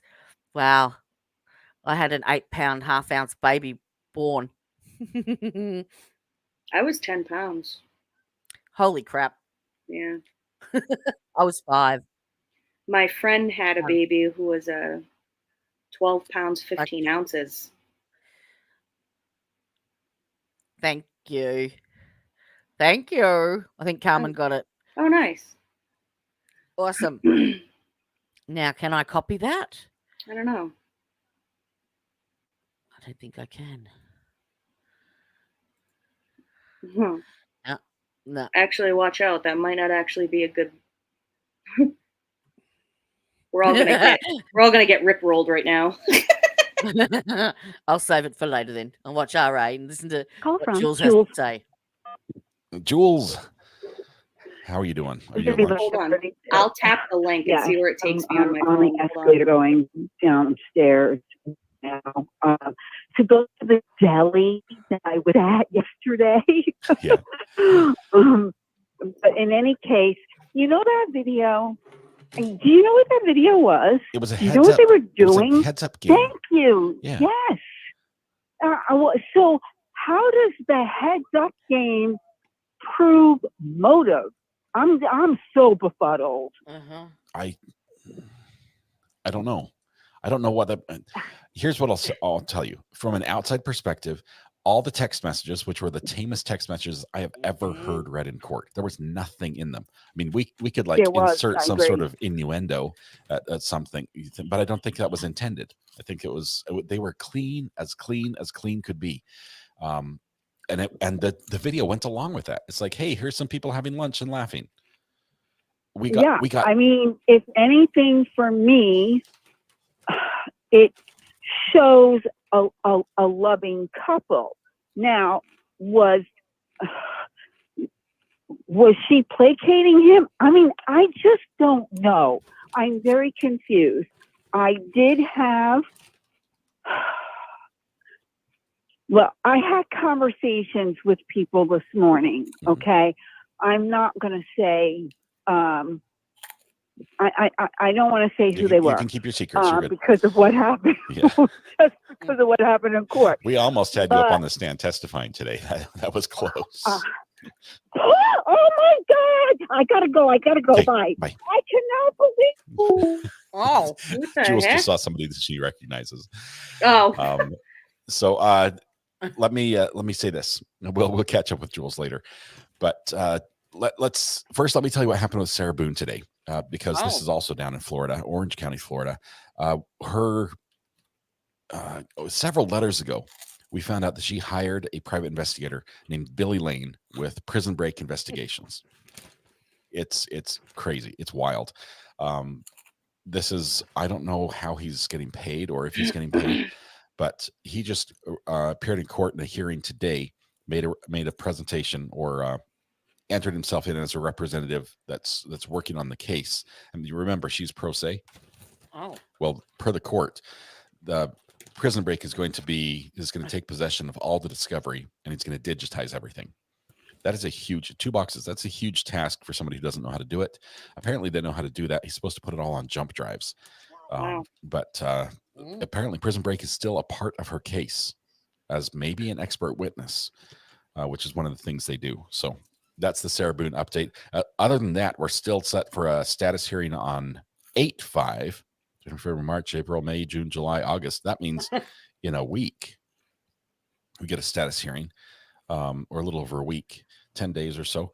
And then we'll have the trial management hearing 9/24 and trial starting 10/07. So a new hearing scheduled on the docket. That's all we have. I do when I get mad. Update, Picky. That's everything we got for you. So much happening in Florida. So much. We have Jules just saw a unicorn. She'll call back. Probably maybe right before we come back if we give her enough time. Oh, wait. Who's this?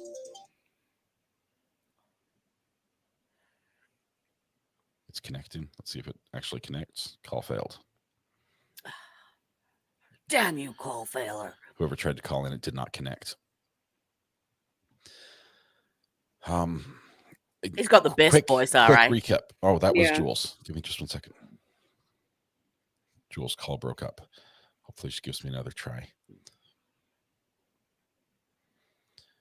Quick recap on the witnesses for today, day 3. We got we had all the spiciness with the judge getting a letter from the law firm representing a reporter about a juror possibly overhearing some conversation at a restaurant. Jules witnessed that, so she gave that information to the bailiff, and the court decided not to ask her about it. Also had the report that about Eva Benefield, where she talked to a reporter, and she's been posting on social media and had that little exchange as well. Let's see, Sergeant Brian Keelis. He's the only person we've had on the stand so far. We're still on witness number 1. We had 8 witnesses yesterday, and we're still on witness number 1. Okay, come on, Jules. Let's see if this will work. Yes, Flash fan. I was just thinking of that. I think she's in a bad spot. It's like very calming. I listen to him at nighttime when I go to sleep. It's grouse. Let's see.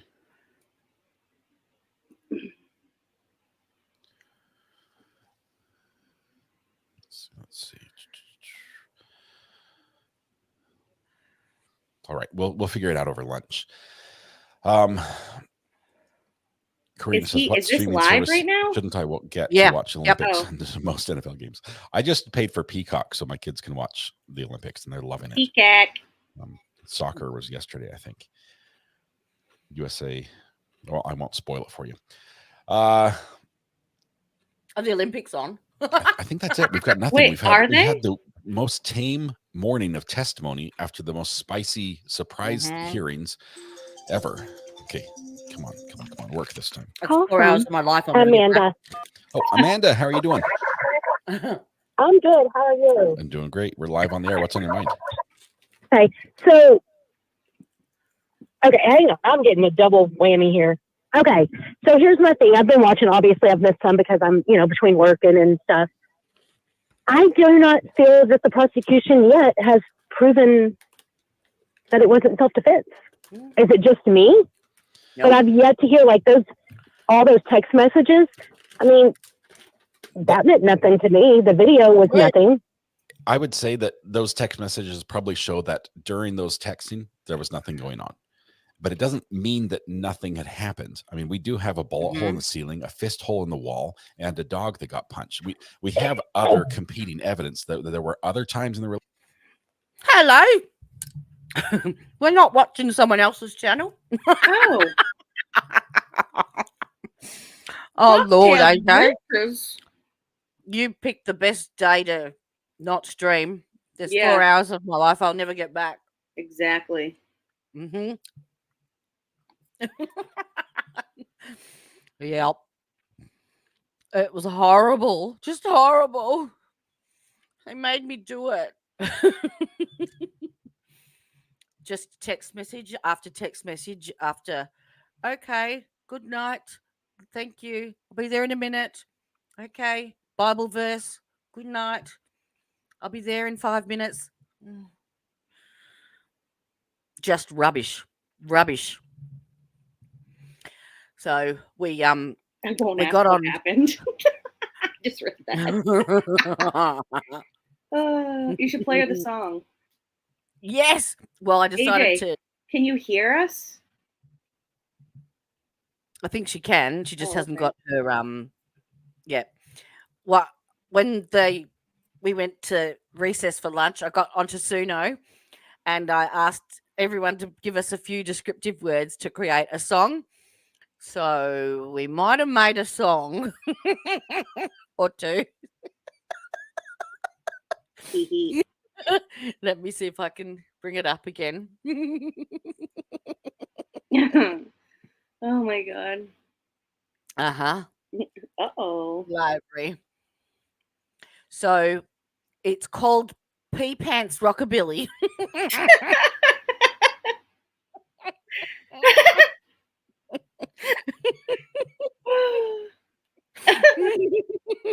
Oh, it's the best. Yep. Would you like me to play it for you? She's already laughing. Okay, you asked for it. I think we put in, what did we put in? Words to explain it. It was ping, units, pea pants, boop, boop, Cheerios, honey nut Cheerios, and a rockabilly song. So, all right, this was the first. This is number one. Okay.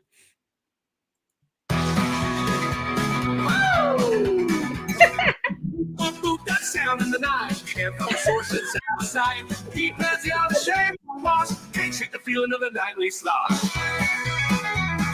Pringles and toaster, popping on bread. Units of trouble dancing. Honey nut Cheerios spill on the floor. Sticky cinch I can't ignore. Sticky stitch I can't ignore. Units in the fray can't shake this craziness. Honey nut Cheerios in a sugary mess. Rockin' to the blues make me confess. Blaming on the pain, the food, the beat. Tossing that, get no sleep. Sipping on the milk is the only thing sweet. World collide right at my feet.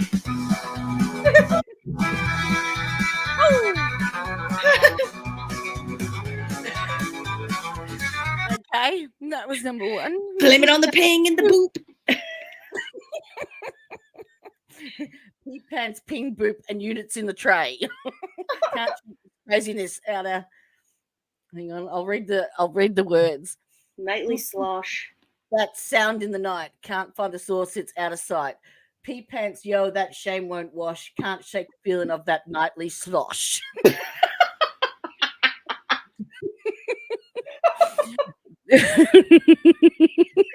Oh my God. Number 2.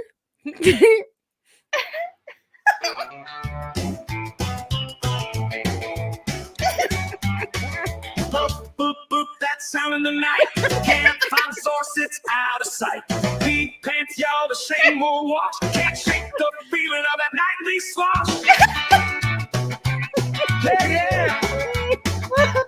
With ping goes the toaster, popping up red. Units of trouble dance in my head. Honey nut Cheerios spill on the floor. Sticky cinch, I can't ignore. Ping pants, ping boop, any units in the fray. Can't shake this craziness out of my day. Honey nut Cheerios, a sugary mess. Rockabilly blues make me confess. Oh yeah, blame it on the ping, the boop, the beep. Tossing and turning, can't get no sleep. Sipping on the milk, it's the only thing sweet. The worlds collide right at my feet.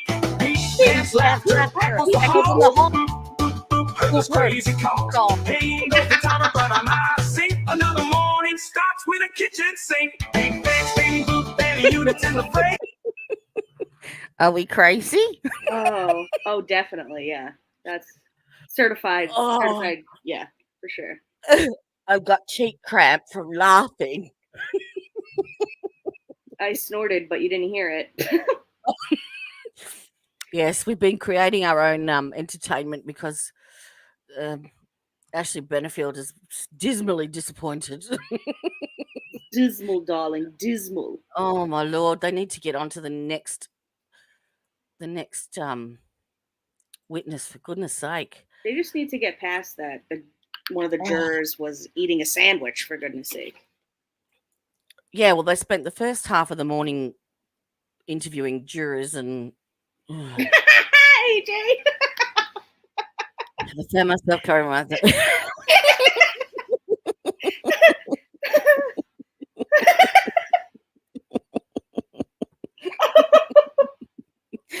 That's oh my God. We got to do something to amuse ourselves, Flash fan, don't we? AJ, Flash fan's got a job. Yay! Yay, yay, yay. All right. I suppose I should Oh God. Court TV's got I may have peed a little during that song. Yeah. Yep. Mm-hmm. We've still got 45 minutes. FML. Yeah. FML. Yep. I might have to go and have a little pee myself. I'll allow it. I'll allow it. Oh, maybe I could play some Bev stuff. What have I got in my little... Yeah, I might have something in my little stash of videos that I have collected. Let me see. What have I saved? Absolutely, Flash fan.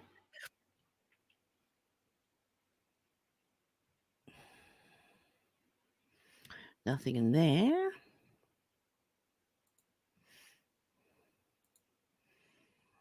Oh yeah, Carmen sent the link that Flash fan was talking about. It's up in the chat. Okay. Maybe I'll type that in and we'll have a look at that. Where'd it go? It's up there.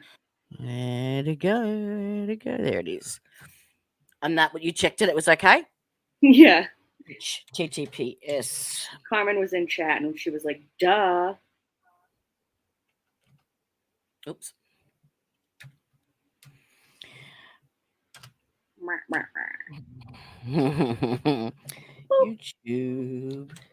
YouTube. Oh, there's a dot between the U and the B and the E. Is there supposed to be? Yes. Is there supposed to be a dot? Yes. That's what it says. /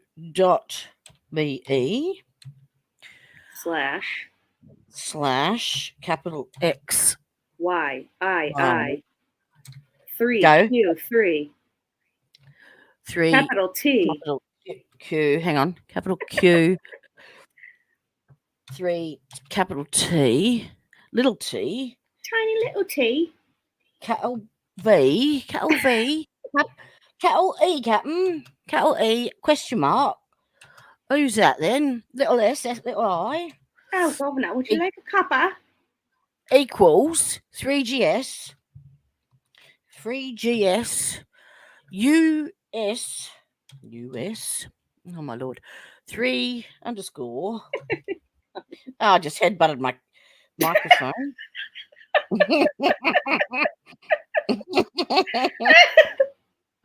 Underscore. Oh god, I just saw this. Hold on. BB MNK. If I've got one of these wrong, I'm gonna 2A. Okay. Enter.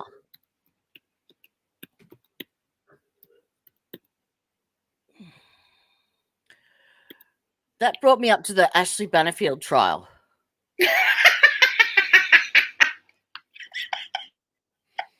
Round 2.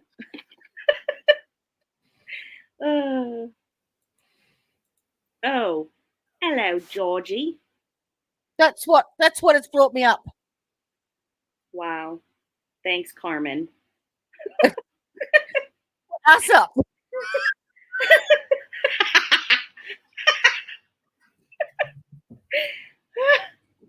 Oh god.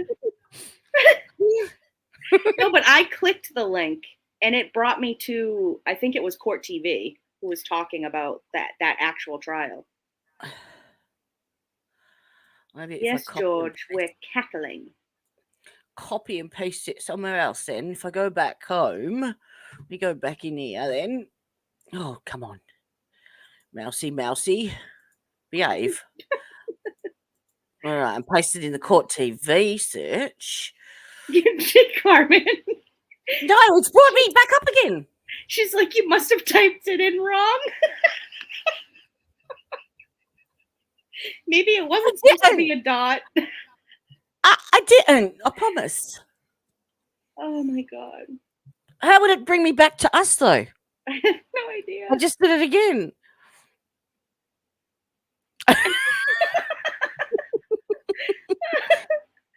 Oh, I'm hopeless. What can I say? I'm sorry. This is the link that never ends. Yeah. Unless I've picked the wrong link. No, no. No, I got it. FBB MNK2A. Yep. You might have to type Mass versus Christina Ricci trial day 1 in the browser. Mass v. Christina Ricci. Mass versus Christina Ricci trial day 1 in browser. No, is it really about Christina Ricci for real? No, it's not.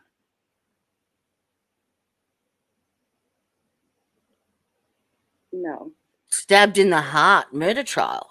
Live day 1. Wow.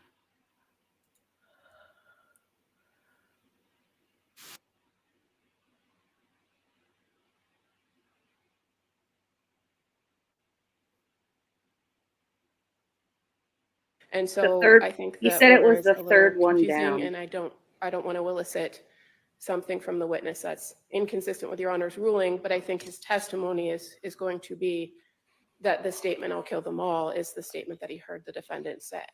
All right. Third one down. Yeah, that one. Yeah, that's what I just clicked on.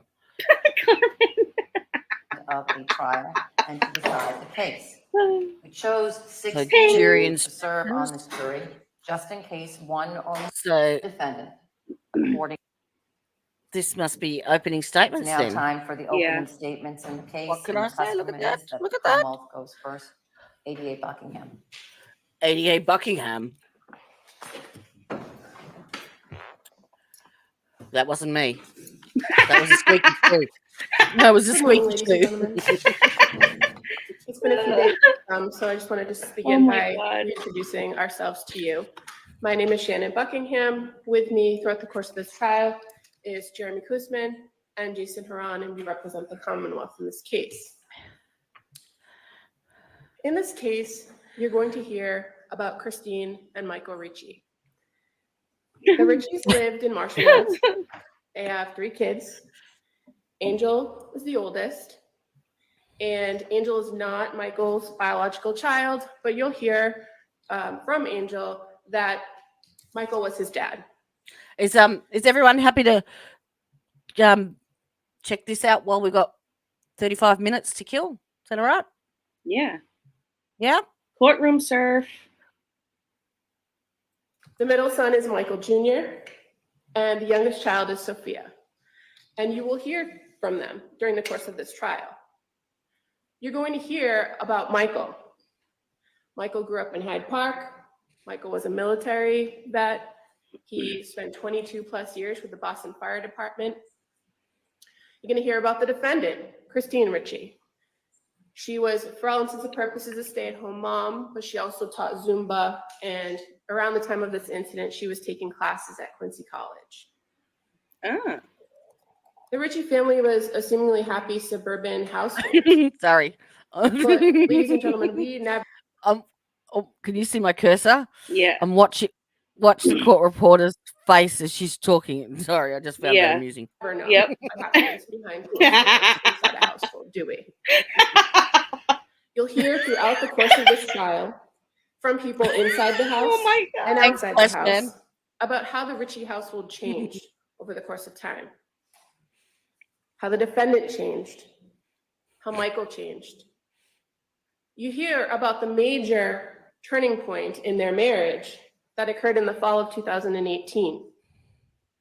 Michael had an affair. It was a brief affair, but it was an affair with Like another she's woman. Frenching it. And the defendant knew or found out about it.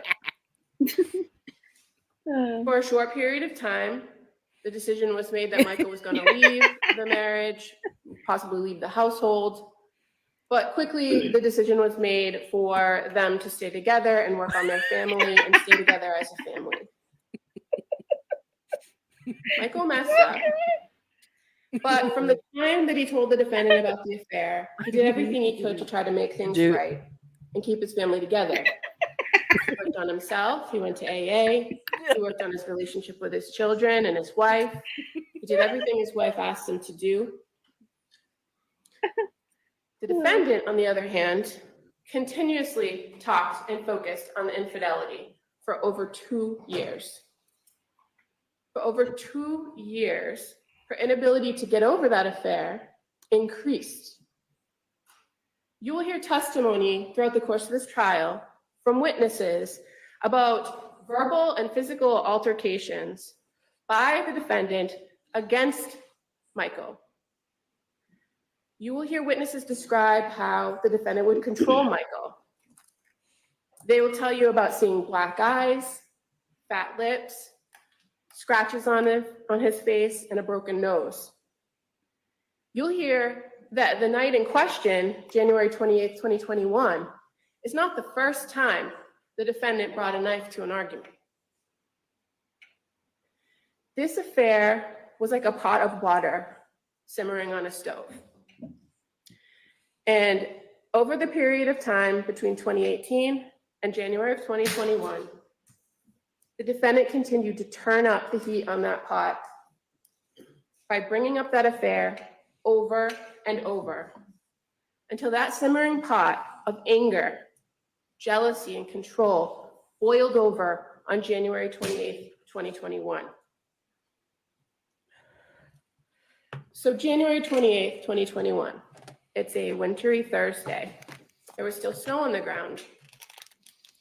Michael was home that day.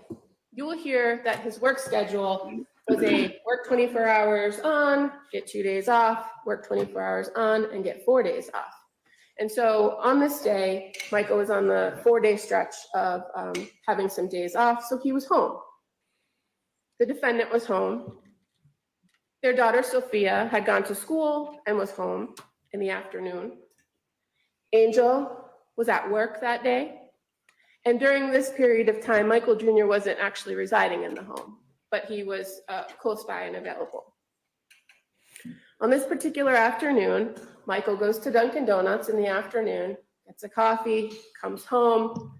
He's doing some shoveling outside before coming into the house, meeting the defendant, his wife, in yet another argument. I was going to say that, Flesh fan. The children will testify and tell you that arguments were frequent in the household and that arguments were always about the same thing, the affair. On this particular day, Sophia will tell you that she could hear her parents arguing when she was up in her room after school, but that was pretty much normal for her at that point. On this particular day, it was particularly loud, and she did everything she could to try to tune them out. Until later in that afternoon, when her mother, the defendant, yelled her name, yelled for her to come down. Sophia comes down the stairs. I'll be right goes back. into the area in between the dining room and the living area to find her dad on the floor and the defendant standing over him. The defendant tells her to call 911. Sophia calls 911. You're going to hear the 911. You're going to hear Sophia's testimony about what she recalls that day. The Marshfield police arrive at their home on Moraine Street. They're the first ones to arrive, you'll hear. And when they arrive, the defendant tells the first officers that Michael suddenly collapsed.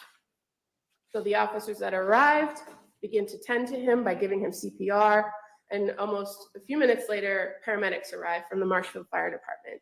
And they take over care of Michael, continuing with CPR, trying to resuscitate him and get him in a condition to take him to the hospital. When the paramedics put Michael into the back of the ambulance, they again try to stabilize him. And it's at that point where the paramedics discover, after cutting away his shirt, that Michael has a stab wound, a deep penetrating stab wound in his chest. When they remove the clothing, you'll hear, they find another injury, another wound to the rear of his arm near his shoulder.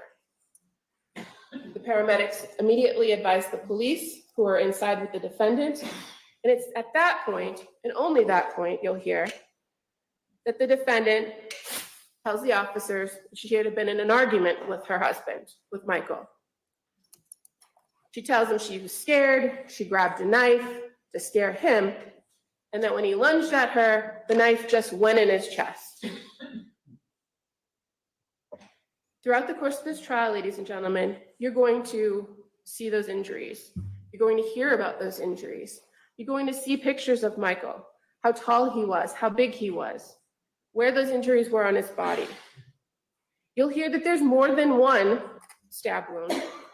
There's two, but there's in fact 3 injuries that are noted on his body. The stab wound to his chest, the wound to his shoulder or the back of his arm, and what will be described to you, I expect, as an injury along his back. You will see that there were 2 knives located in that house that day that had Michael's blood on the blade. The first was located on the floor by where his body lay, where he was laying when first responders first got to the scene, and one in a box on the dining room table with several other knives. You will see pictures of those knives. You will see pictures of the house and where those items were located when the police were at the house that particular night. You will hear from a medical examiner in this case more about that fatal chest wound and what the details of that wound, how deep it was, what kind of injury it caused, what damage it did to Michael's body, and what resulted in his death. We ask, ladies and gentlemen, that you listen carefully to the evidence and keep an open mind. And that's something you're going to hear us say, you'll hear the judge say, you'll hear everyone say it again and again throughout the course of this trial, but it is paramount in this type of a case that you listen carefully and keep an open mind. And that you not forget that you, as a group, bring to this case your common sense and life experience when you evaluate the evidence. And we ask that you do that as you continue to listen to the evidence in this case. And the evidence will tell you what happened in the Ritchie household that night on January 28th, 2021. At the end of this case, we will return and ask that you find the defendant guilty of murder and assault and battery with a dangerous weapon, because the evidence will prove to you beyond a reasonable doubt that she is in fact guilty of those crimes. Thank you. Next, we'll hear from the defense. Attorney Wood. Christine Ritchie never intended to kill Michael Ritchie on January 28, 2021, and the Commonwealth doesn't have any evidence to prove that she did. The argument that occurred that was just described to you, the confrontation that was just described to you, all of that information all happened during about a 15-minute, small 15-minute pocket between 4:30 and 4:45 on January 28th, 2021. And every answer to every question that we have about Christine's intent, Michael's intent, Michael's last actions and Christine's actions are contained and sealed in that 15-minute pocket. And ladies and gentlemen, that's probably why the Commonwealth is going to spend such a small amount of time talking about that 15-minute period, because they want to distract you.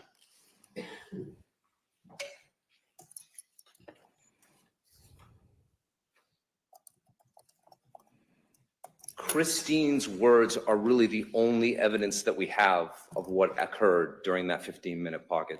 And those words, remember, were spoken in the moments after all of these events happened.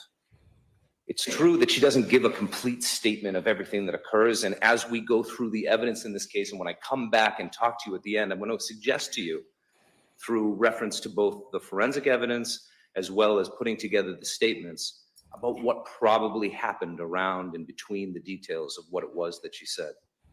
When the police arrive, the evidence is going to be that Christine Ritchie is absolutely beside herself.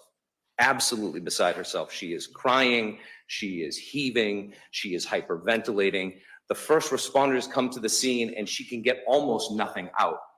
She says he collapsed, that comes out. The Commonwealth wants it to be the case that that means that she told some sort of misleading statement. The evidence is going to show that she gave an incomplete statement and that maybe she wasn't in a position where she even could give a complete statement. She was just too upset. After Michael Ritchie's body is removed from the house out to the ambulance, there's going to be evidence from an officer by the name of Chris Martin, who's going to say that at that point they sat her in a chair and they asked her what happened. While the body is still out at the ambulance, while they're so-called discovering the stab wound that you just heard a moment ago. And the evidence is going to say that when she's confronted at that moment about what happened, she gives a little bit more detail, but she's still extremely upset. She's so upset, in fact, that she actually takes some medication to try to calm her down. But as she begins to say the details of the case, she mentions the knife and she mentions the argument and the fact that it escalated. And that's going to be supported by the testimony of Sophia Ritchie, who heard that escalation of the argument into a screaming match. And it's true, she does say, I held the knife out.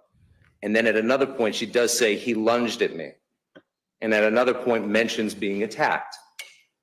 And I'm going to suggest to you that the evidence will be that even when Christine said those words, that wasn't everything that happened. And at that point, the evidence will show she may not have had a complete memory of what had just fully occurred.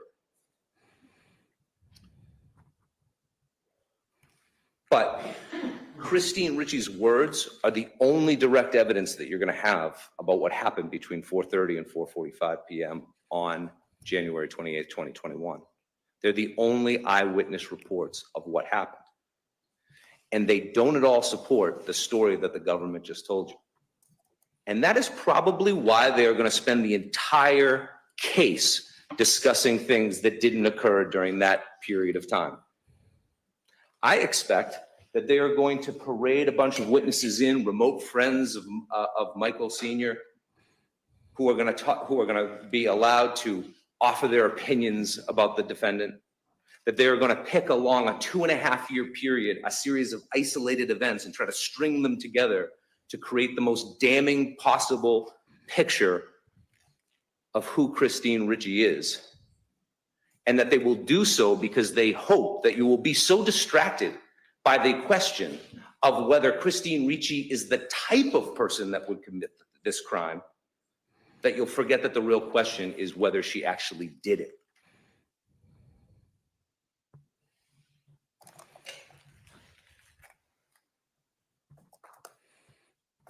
As I say, at the end of this case, we will hear forensic evidence. We will come back and we'll tell you a little bit more about what happened in January 28, 2021, in the absolutely critical 15-minute period. Talk about the mechanics and what's suggested. And a lot of it will be inference by inference, because we won't have that type of eyewitness testimony beyond someone's statements that was very, very affected by what had just happened to them. But what emerges from that is a very, very different picture altogether. Now, the Commonwealth wants you to tell you these stories about the past and about the affair. And it's true, there's going to be a story about an I like affair, him, and it's going to be a fan. big part of the Commonwealth's case. This was an affair that took place in 2018. And a lot of the events that they're going to talk to you about physical confrontations, happened within just a couple of months of that event, maybe anywhere from a 6-month to 9-month period after that event. You're going to hear about other events that happened in the subsequent year and a half. Things like Michael going to AA, Christine supporting him and going to AA, him getting sober, him getting counseling, Ms. Ritchie getting separate counseling, them going to couples counseling, them reaffirming their vows in Hawaii in 2019. And you're going to hear from all of the children, and although they're going to say that there was fighting still and there was a fair amount of marital discord, they're not going to describe the type of events that were occurring in 2018. But the Commonwealth wants to sort of string these things together from 2.5 years earlier to try to pretend that that says something about Christine Ritchie in 2021.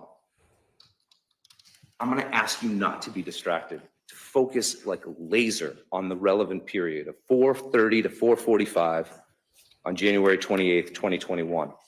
And I want you to be extra vigilant every single time the Commonwealth tries to distract you and talk to you about ancient history and tries to You want to hear the funny thing? That was January 28th, 2021. That's the day before Karen Reid. That was January 29th, 2021. Yeah. And this is in Massachusetts too, isn't it? Yes. The day before.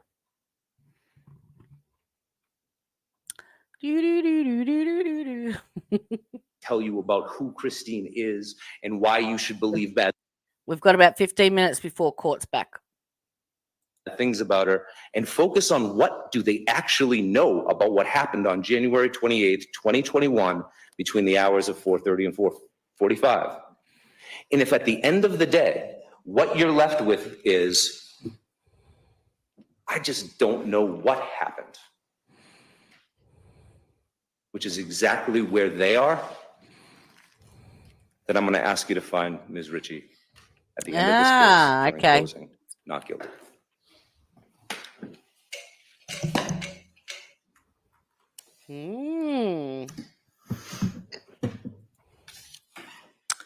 Thank you. I'll see counsel at the side of the bench. I'll see counsel at the side of the bench. Not a sidebar. No, no sidebar. And they're booping at me.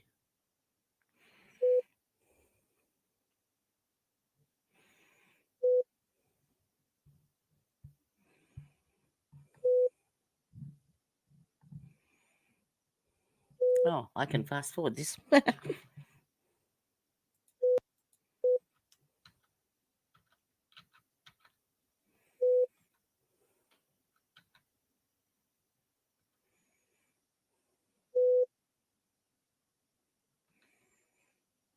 So that must be the defendant.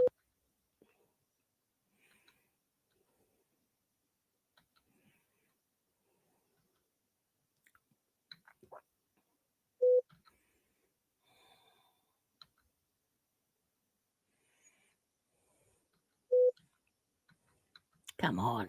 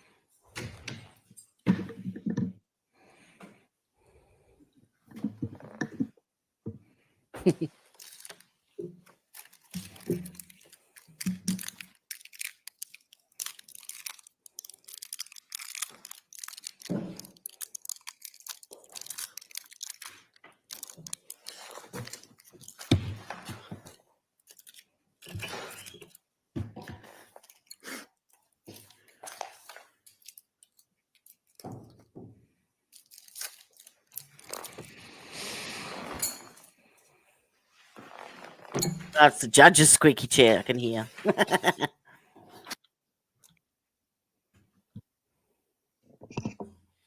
Come on. What the heck? Come on. I want you to follow that officer right there. Wow, there's some pearls around her neck.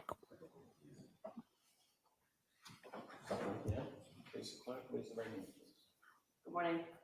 Do you solemnly swear that the testimony and the evidence that you shall give to the court and the jury in the matter now pending between the Commonwealth and the defendant, the bar, shall be the truth, the whole truth, nothing but the truth, so help you God?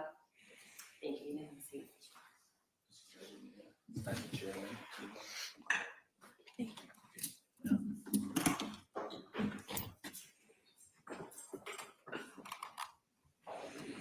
Hey, Sarah. You may proceed. Thank you, Your Honor. Good morning. In a loud, clear voice, can you please tell us your name and spell both your first name and your last name? Sophia Ritchie, SOPHIYARICCI. Thank you. And Sophia, what is your date of birth? 05/22/04. How old are you? I'm 20 years old. Okay. And where do you currently live? I live at my house, 679 Moraine Street.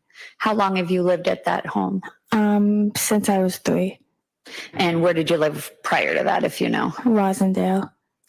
And who do you currently live at that location with? My brother, Angel. And how old is Angel? Angel is 27. And do you work? Yes, I do. Could you tell us a little bit about what you do, Sophia? I work at a dog kennel. And so what kinds of responsibilities do you have there? So I basically take the dogs in, out, clean up their messes, clean up bowls, basically clean and hang out with dogs. And do you like your job? Oh, I love it. And were you a dog lover before starting that job? Yes. Okay. And do you have any pets of your own? Yes, I have 2 cats. Did you used to have any other animals? Yeah, I had 2 dogs. Okay. And do you work full time at the dog kennel? Part time.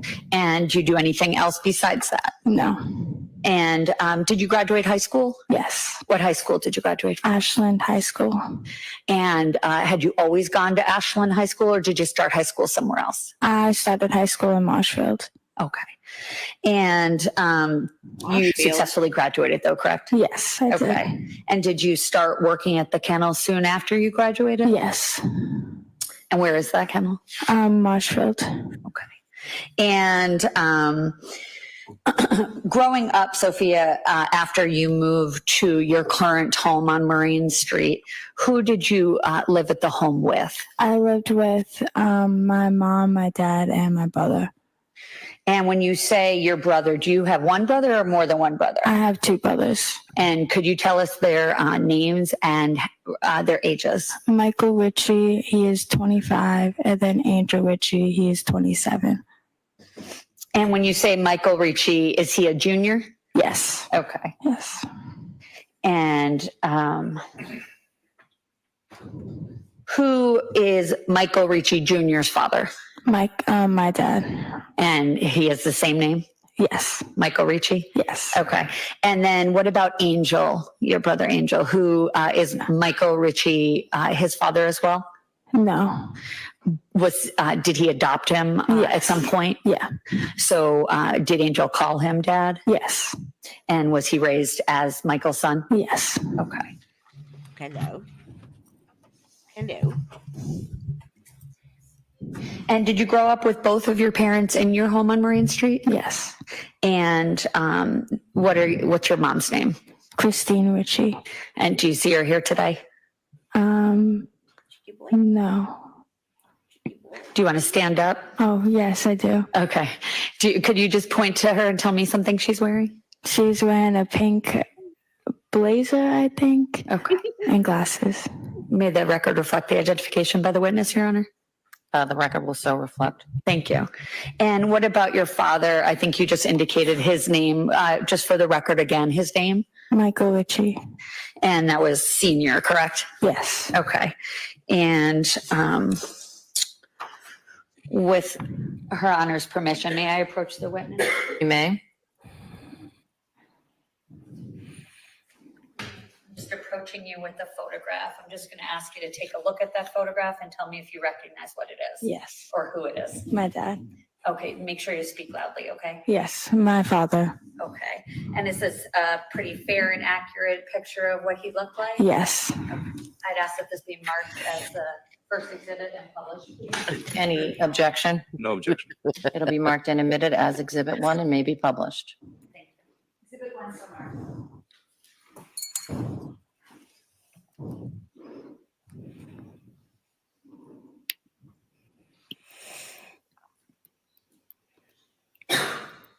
Now the jurors see the electronics.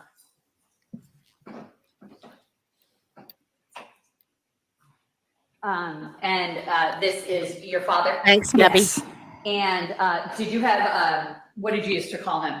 I just called him Dad. Okay, and did he have any nicknames for you? It would vary. Honey, sweetheart, sweetie. Your Honor.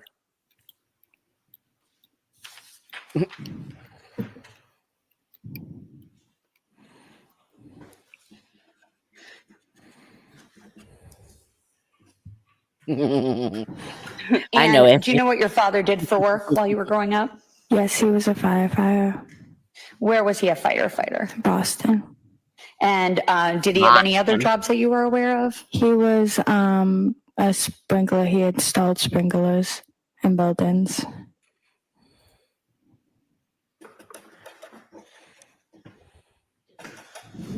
And what was your relationship like with your father growing up, Sophia? We were very close. What kinds of things did you guys used to do? We would go bowling, go to the seawall, watch the waves, play baseball outside, sports, and watch movies and watch TV shows. Was he around a lot growing up? Yeah.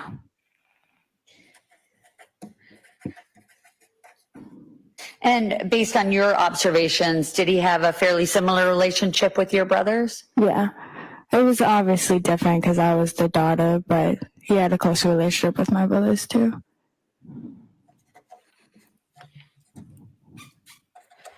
And what was your relationship like with your mom growing up? Was it close as well? We were very close.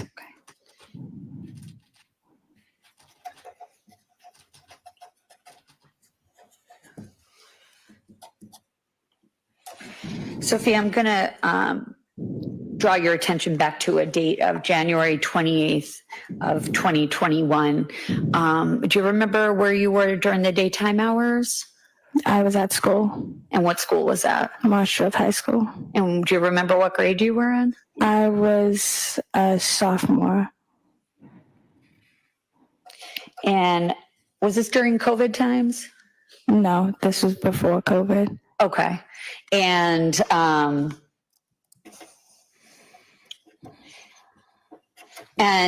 do you recall what hours you were at school? I do not recall what hours. Do you know what roughly time you would get home every day from school? 1:47. Was that the 1:47 was the bell at school and then you would leave, or? I don't know what the hours were. Do you know what time roughly you would get at 1:47?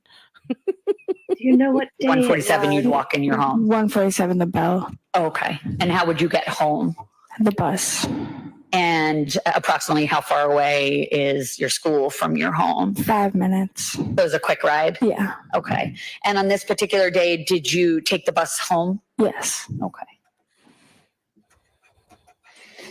And before leaving for your school day, anything unusual in the home? No. Everything seemed pretty normal to you? Yeah. And when you got home, what did you do? I went up to my room. And where, can you describe your home?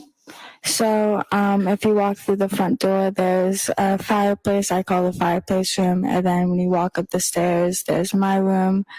And then walk down a hallway, there's my brother's room, the bathroom, and my parents' room. So where was Angel's bedroom? Angel's bedroom was in the basement. And so he converted the basement basically into a bedroom? Yeah. And then were any bedrooms on the first floor? So the remainder of the bedrooms were upstairs, correct? Yeah. And where was your parents' bedroom in relationship to your bedroom? They were across from my room. So just right across the hallway? Yeah. And what about your brother, Mike? We'll call him Michael Jr. He was across too. Okay. Were there any other bedrooms upstairs? No. Okay. And when you got home, you indicated you went to your bedroom, is that right? Yes. Did you see anybody when you first came in? I do not remember. Okay. And do you know if anybody was home? I think my mom was home. And do you recall seeing her on the first floor when you walked in? I do not recall. Okay. Do you remember speaking to her at all before you went to your room? I do not remember. Okay. And may I approach the witness? You may. Thank you. I'm just going to ask you to take a look at a photograph and tell me if you recognize what it is. Yes, What do you recognize that to be? that's my house. And is that a fair and accurate depiction of how it appeared back in 2021? Yes. Okay, I'd ask that this be marked as the next exhibit and published as well, please. Any objection? It'll be marked and admitted as Exhibit 2 and may be published.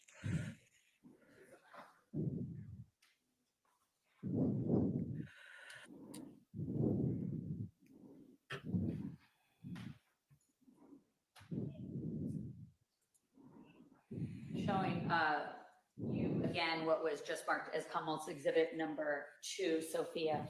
Just for some perspective, just getting back to your description of where certain things were in the home. With Her Honor's permission, may the witness get up and just point to different areas that she just spoke about? She may. Thank you. Sophia, if you can. I don't know if we have a pointer or not, but just with your hand, if you can just show us what we're looking at here in terms of take us through the front door and tell us where the different rooms that you described are, please. This is the fire room where the fireplace was, and then when you walk up the stairs, this was my room. This was the living room. These two windows were my parents. And then what about Michael Jr.? Michael Jr.'s window was on the side. Okay. And the kitchen, where is that? It's in the middle of the house. So when you walk in that red door, is the kitchen ahead of you? Yes. Okay, thank you. You could proceed again.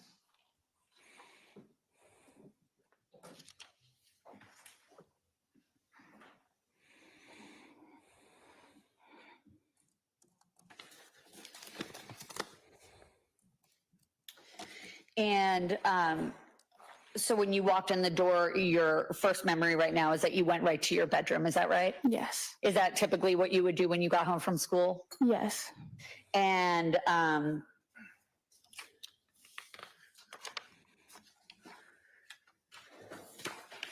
do you recall if your parents' bedroom door was open or closed? I do not recall. Okay. At some point, did you become aware that somebody else arrived home? I do not remember. At some point, did you hear voices? Yes. And where were those voices coming from? The living room. And whose voices were they? My mom, my dad's. And what tone of voice were you hearing from your mom? Can you repeat that? Sure. Well, I'll ask a different question. That wasn't a good one. I'm sorry. So you were upstairs and you could hear your parents downstairs. Is that right? Yes. And how loudly were they speaking? Not too loud. But loud enough to hear? Yeah, loud enough so I could hear from upstairs. Do you have a television in your bedroom? Yes, I do. And is it typically on when you go in? Yes. So you had the television.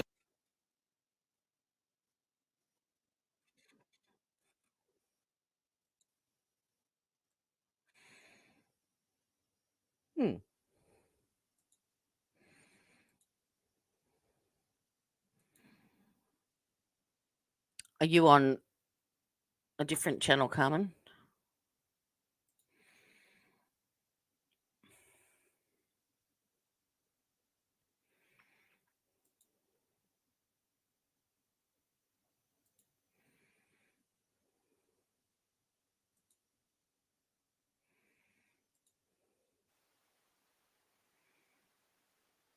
Nope. I was just on Court TV.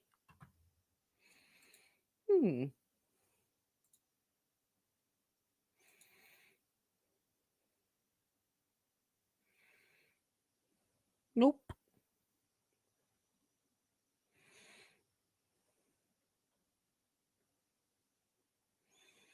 Won't be far away though.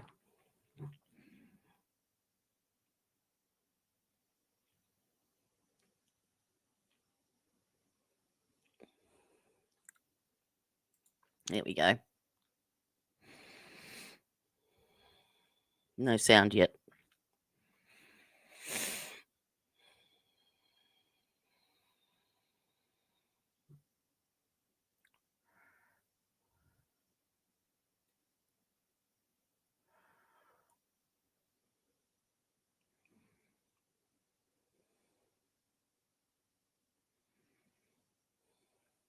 Come on.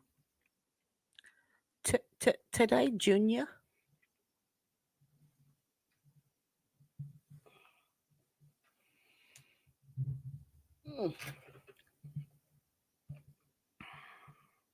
Yeah, that's okay. Oh, good.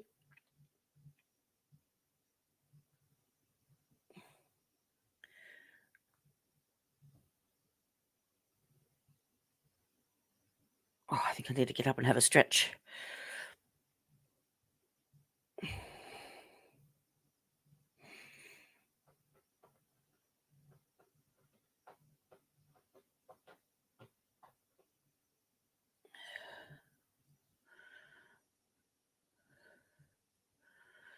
In God we trust, great seal of the state of Florida.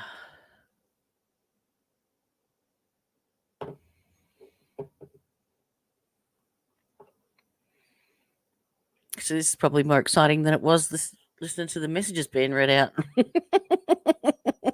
That bad?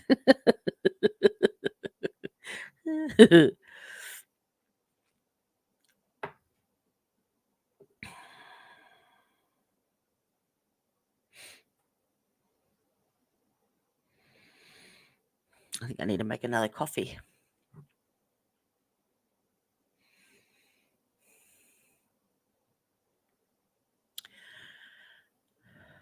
Come on.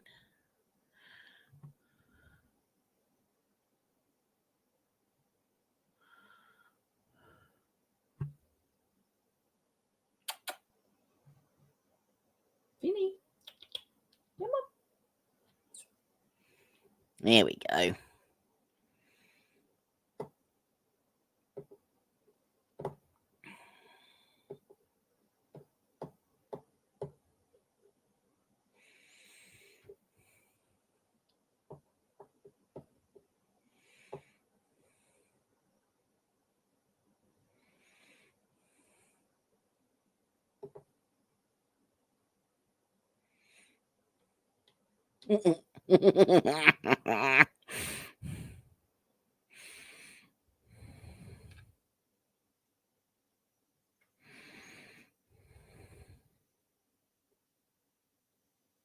Judge Matt White instead of Gloss White.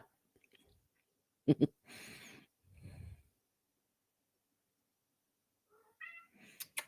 here. Come on. All right, good afternoon, everyone. We're back on the record in State versus Ashley Benefield. We finished the lunch break, and before we bring Deputy Keelis or Detective Keelis back in, we had left off a bench conference with the defendant seeking to admit and then question Detective Keelis on Defendant's Exhibit 3, which I will describe as, and it's been told to me that these are from Ashley Benefield's phone. And the printout is from Cellbrite, which the detective testified is one of the software packages that they use to extract and organize data and then put it in a readable format.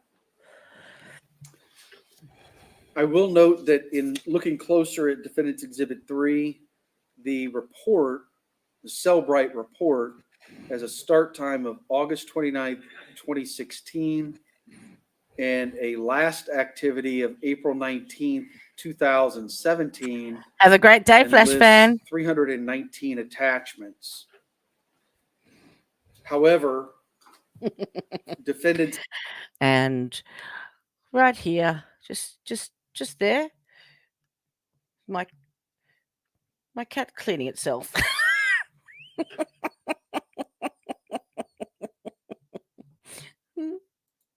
Exhibit 3 only encompasses August 29th, 2016 through December 3rd, 2016. And the page numbers Attractive. That is page numbers 1, 786, 222. I'm sorry, 222.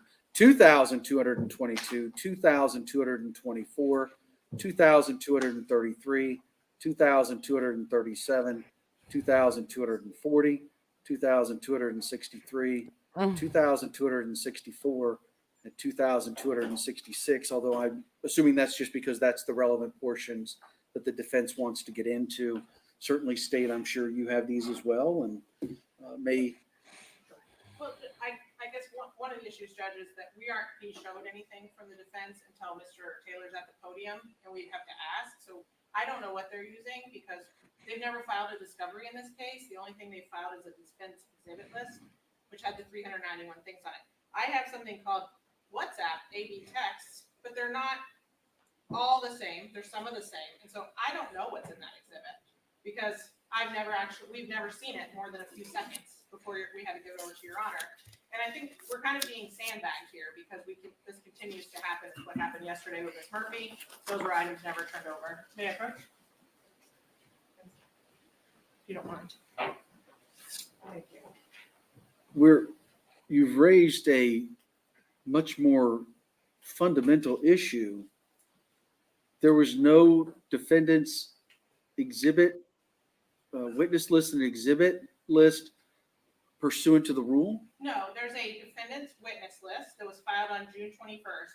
There's then something called a defendant exhibit list, which does not cite any rule. It's not listed as a discovery. It was also filed on June 21st. So there's no there's never been a formal discovery filed in the case. And we didn't receive any of the names of the witnesses or the 391 items we got about a month before trial. And in those items are things that aren't clear of how to even deal with them. And I know that's hard to describe, but there's emails. There's a million IAs that would never be admissible. There's a lot of things. A million IA report, internal affairs report from the sheriff's office, things like this.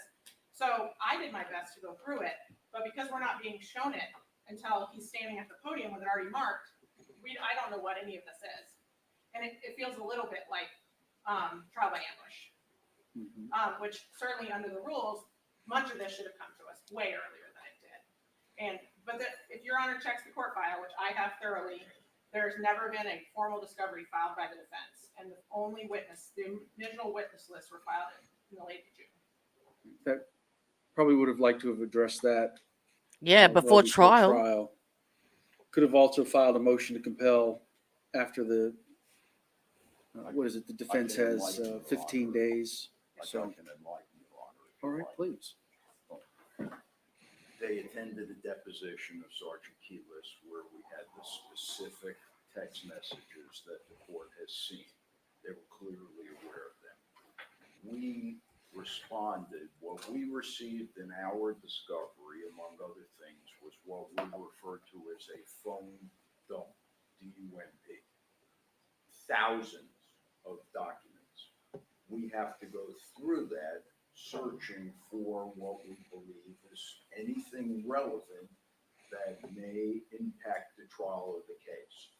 Our response was to send that phone dump back and put the state on notice that anything in what they provided to us was fair game, that they should do the same, search it. We treated them no differently, Judge White, than they treated us. It's not realistic, and I understand why we received the phone dump like This is an absolute shit show. Like, for real?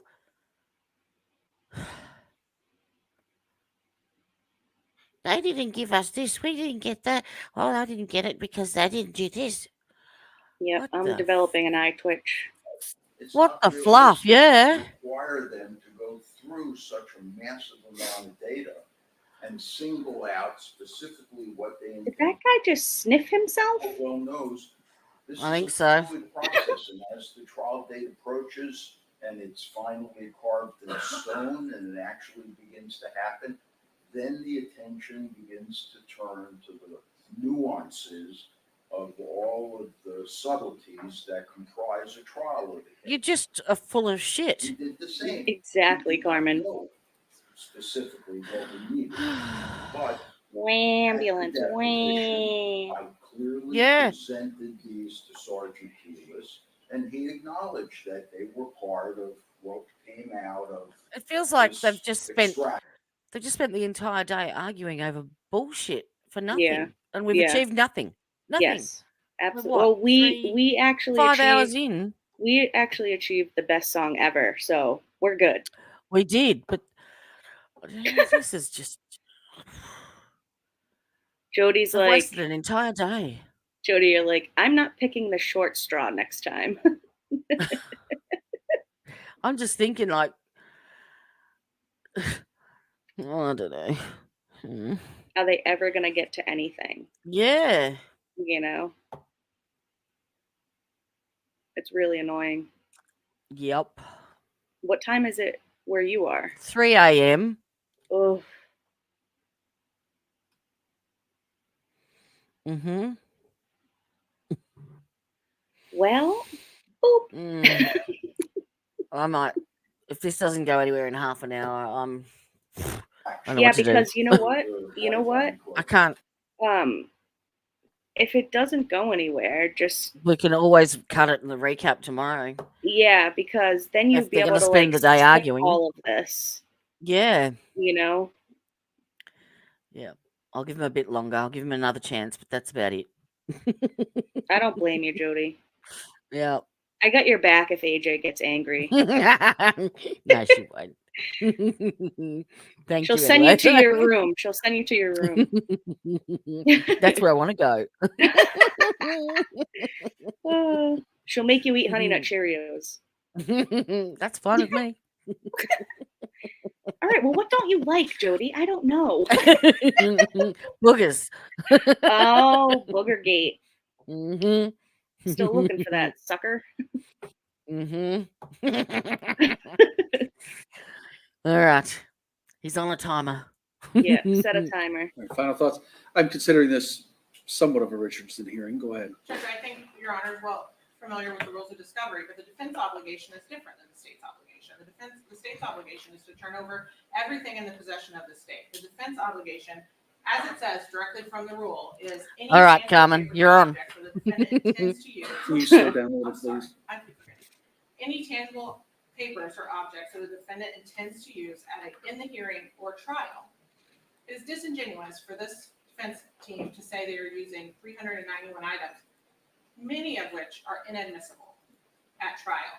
So, and Could have brushed your hair, obviously lady. Didn't follow the dates. We're trying to move this trial. We do not want this case to be continued. We're continuing on the best we can. But now we've come to the point where there are things being offered for evidence that have never been provided to the state. That I can't even find the same copy in what they provided. They never provided this, anything that looks like this. So that's the problem we're having. And the obligations are different, as Your Honor knows. And I think that they have not, in this situation, that's part of the problem the state's having, that we feel like we're a little behind the 8 ball because their obligations are All right, thank you both. So certainly the obligations under the Florida Rules of Criminal Procedure are different for the state and the defense. The state is required to list all information or witnesses that are relevant or material being calculated to lead to the discovery of admissible evidence. They've got to categorize witnesses A, B, and C, provide defendant statements and substantive statements. The defense requirements are different. The defense requirements would be turning over or identifying those witnesses that are expected to be called at any hearing or trial, and disclosing any documents that are expected to be used at any hearing or trial or introduced at any hearing or trial. It sounds to me like the defense got the phone dump and provided it to the state. Certainly, I think the defense is required to notify the state what portions of that Oh, Jody, evidence Carmen. that they intend to use at any trial or hearing. But I'm not going to find that there was a willful violation of the discovery rules because it sounds like the defense provided. I haven't heard specifically. It may not be in the. We can do normal time. That's fine. 9 o'clock. Normal time tomorrow. Yeah, that's fine. Yep. I'll give him another 10. Yeah, I'm available. I don't have a life. The format that we're looking at, but according to the defense, they provided the dump from Cellbrite. Yeah, they provided a dump, all right. I hope none of us get pink eye. Those exhibits are attached to his deposition. All right. Judge, can I just clarify real quick? The defense did not provide us a phone number. We provided it to them. They listed it and said it's in our possession. So they did not provide us a phone Okay, so she already had it. And they never specifically stated this document from the phone dump will be used in trial. All right. I do think the defense, you have that obligation, though, under the rules to identify witnesses and tangible objects, documents, things that you intend to use. It's very specific in that regard. So I'm not going to find a willful violation because this has been in the state's possession. But defense, you need to let the state know what you intend to use at trial or hearing, and that also includes your list of witnesses, which I understand has already been done. I don't think I have enough information in front of me to determine whether it's trivial or substantial or willful or inadvertent. Well, the willful or inadvertent, I think I can find because the state had all of this. I'm just going to require defense from here on out. You need to identify the exhibits that you intend to use at trial or hearing. All right, so. If we could just request that be done before we're in the middle of examining. And copies need to be shown to the state prior to showing them to a witness. Of course. All right, so let's get going on what we were talking about. That being Defense Exhibit 3. And we had an 4 hours objection. later. Mm-hmm. So go ahead as the proponent. The objection's already on the record. Go ahead as the proponent. Yes, court wants to take up now the admissibility as it relates to specific instances. Of Exhibit 3. Yes, okay, so we think the predicate has been established by virtue of the 9/11 call and the testimony that was offered by Mr. Sand, especially including the spontaneous, excited utterances of Miss Benefield that could be heard in the background, that my husband attacked me and I shot him. Now, as the court well knows, I provided Your Honor on May 16th, 2024, with a memorandum use of discovery depositions as substantive evidence of criminal trial. I also had previously filed on July 10th of 2024 a defense request for clarification of court's amended omnibus order. And without beating it to death a second time, I cited the court to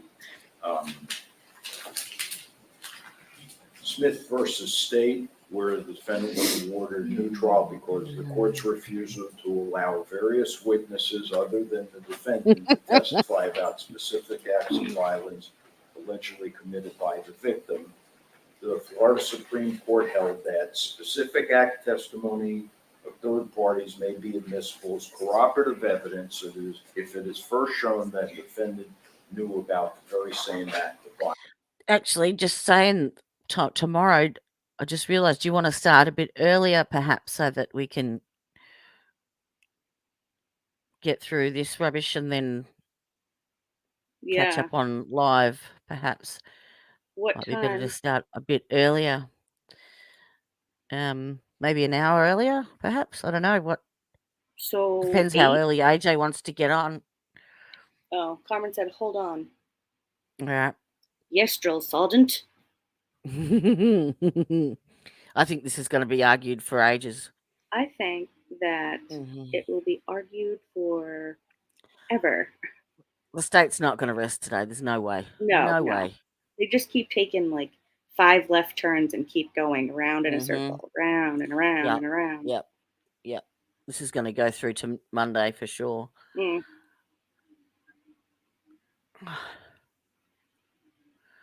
For sure. That's what I mean. This should all have been stipulated. All your exhibits and everything, all your photos, all should be sorted and numbered, ready to go. Don't they do that? No. Some do. But, the evidence isn't going to change. If you've printed out, your list of your photos that you want to put in, they should get together and say, all right, we agree on these photos to go, done, sorted, no worries. Yeah. So when it comes time to put them up, they've both agreed to it and they just put them in as an exhibit and publish them. Done, sorted, no arguing. Yeah. Carmen said 8 a.m. Yep, that works for me. All right, sorry, folks. Well, yeah, that's all, folks. Yeah, yeah, he's pulled my plug. Bye, AJ, who's not on screen. Yes, I think so. Yep, that sounds good to me. Just hitting the highlights. Very good to me. Then moving on. Moving along. Moving right along.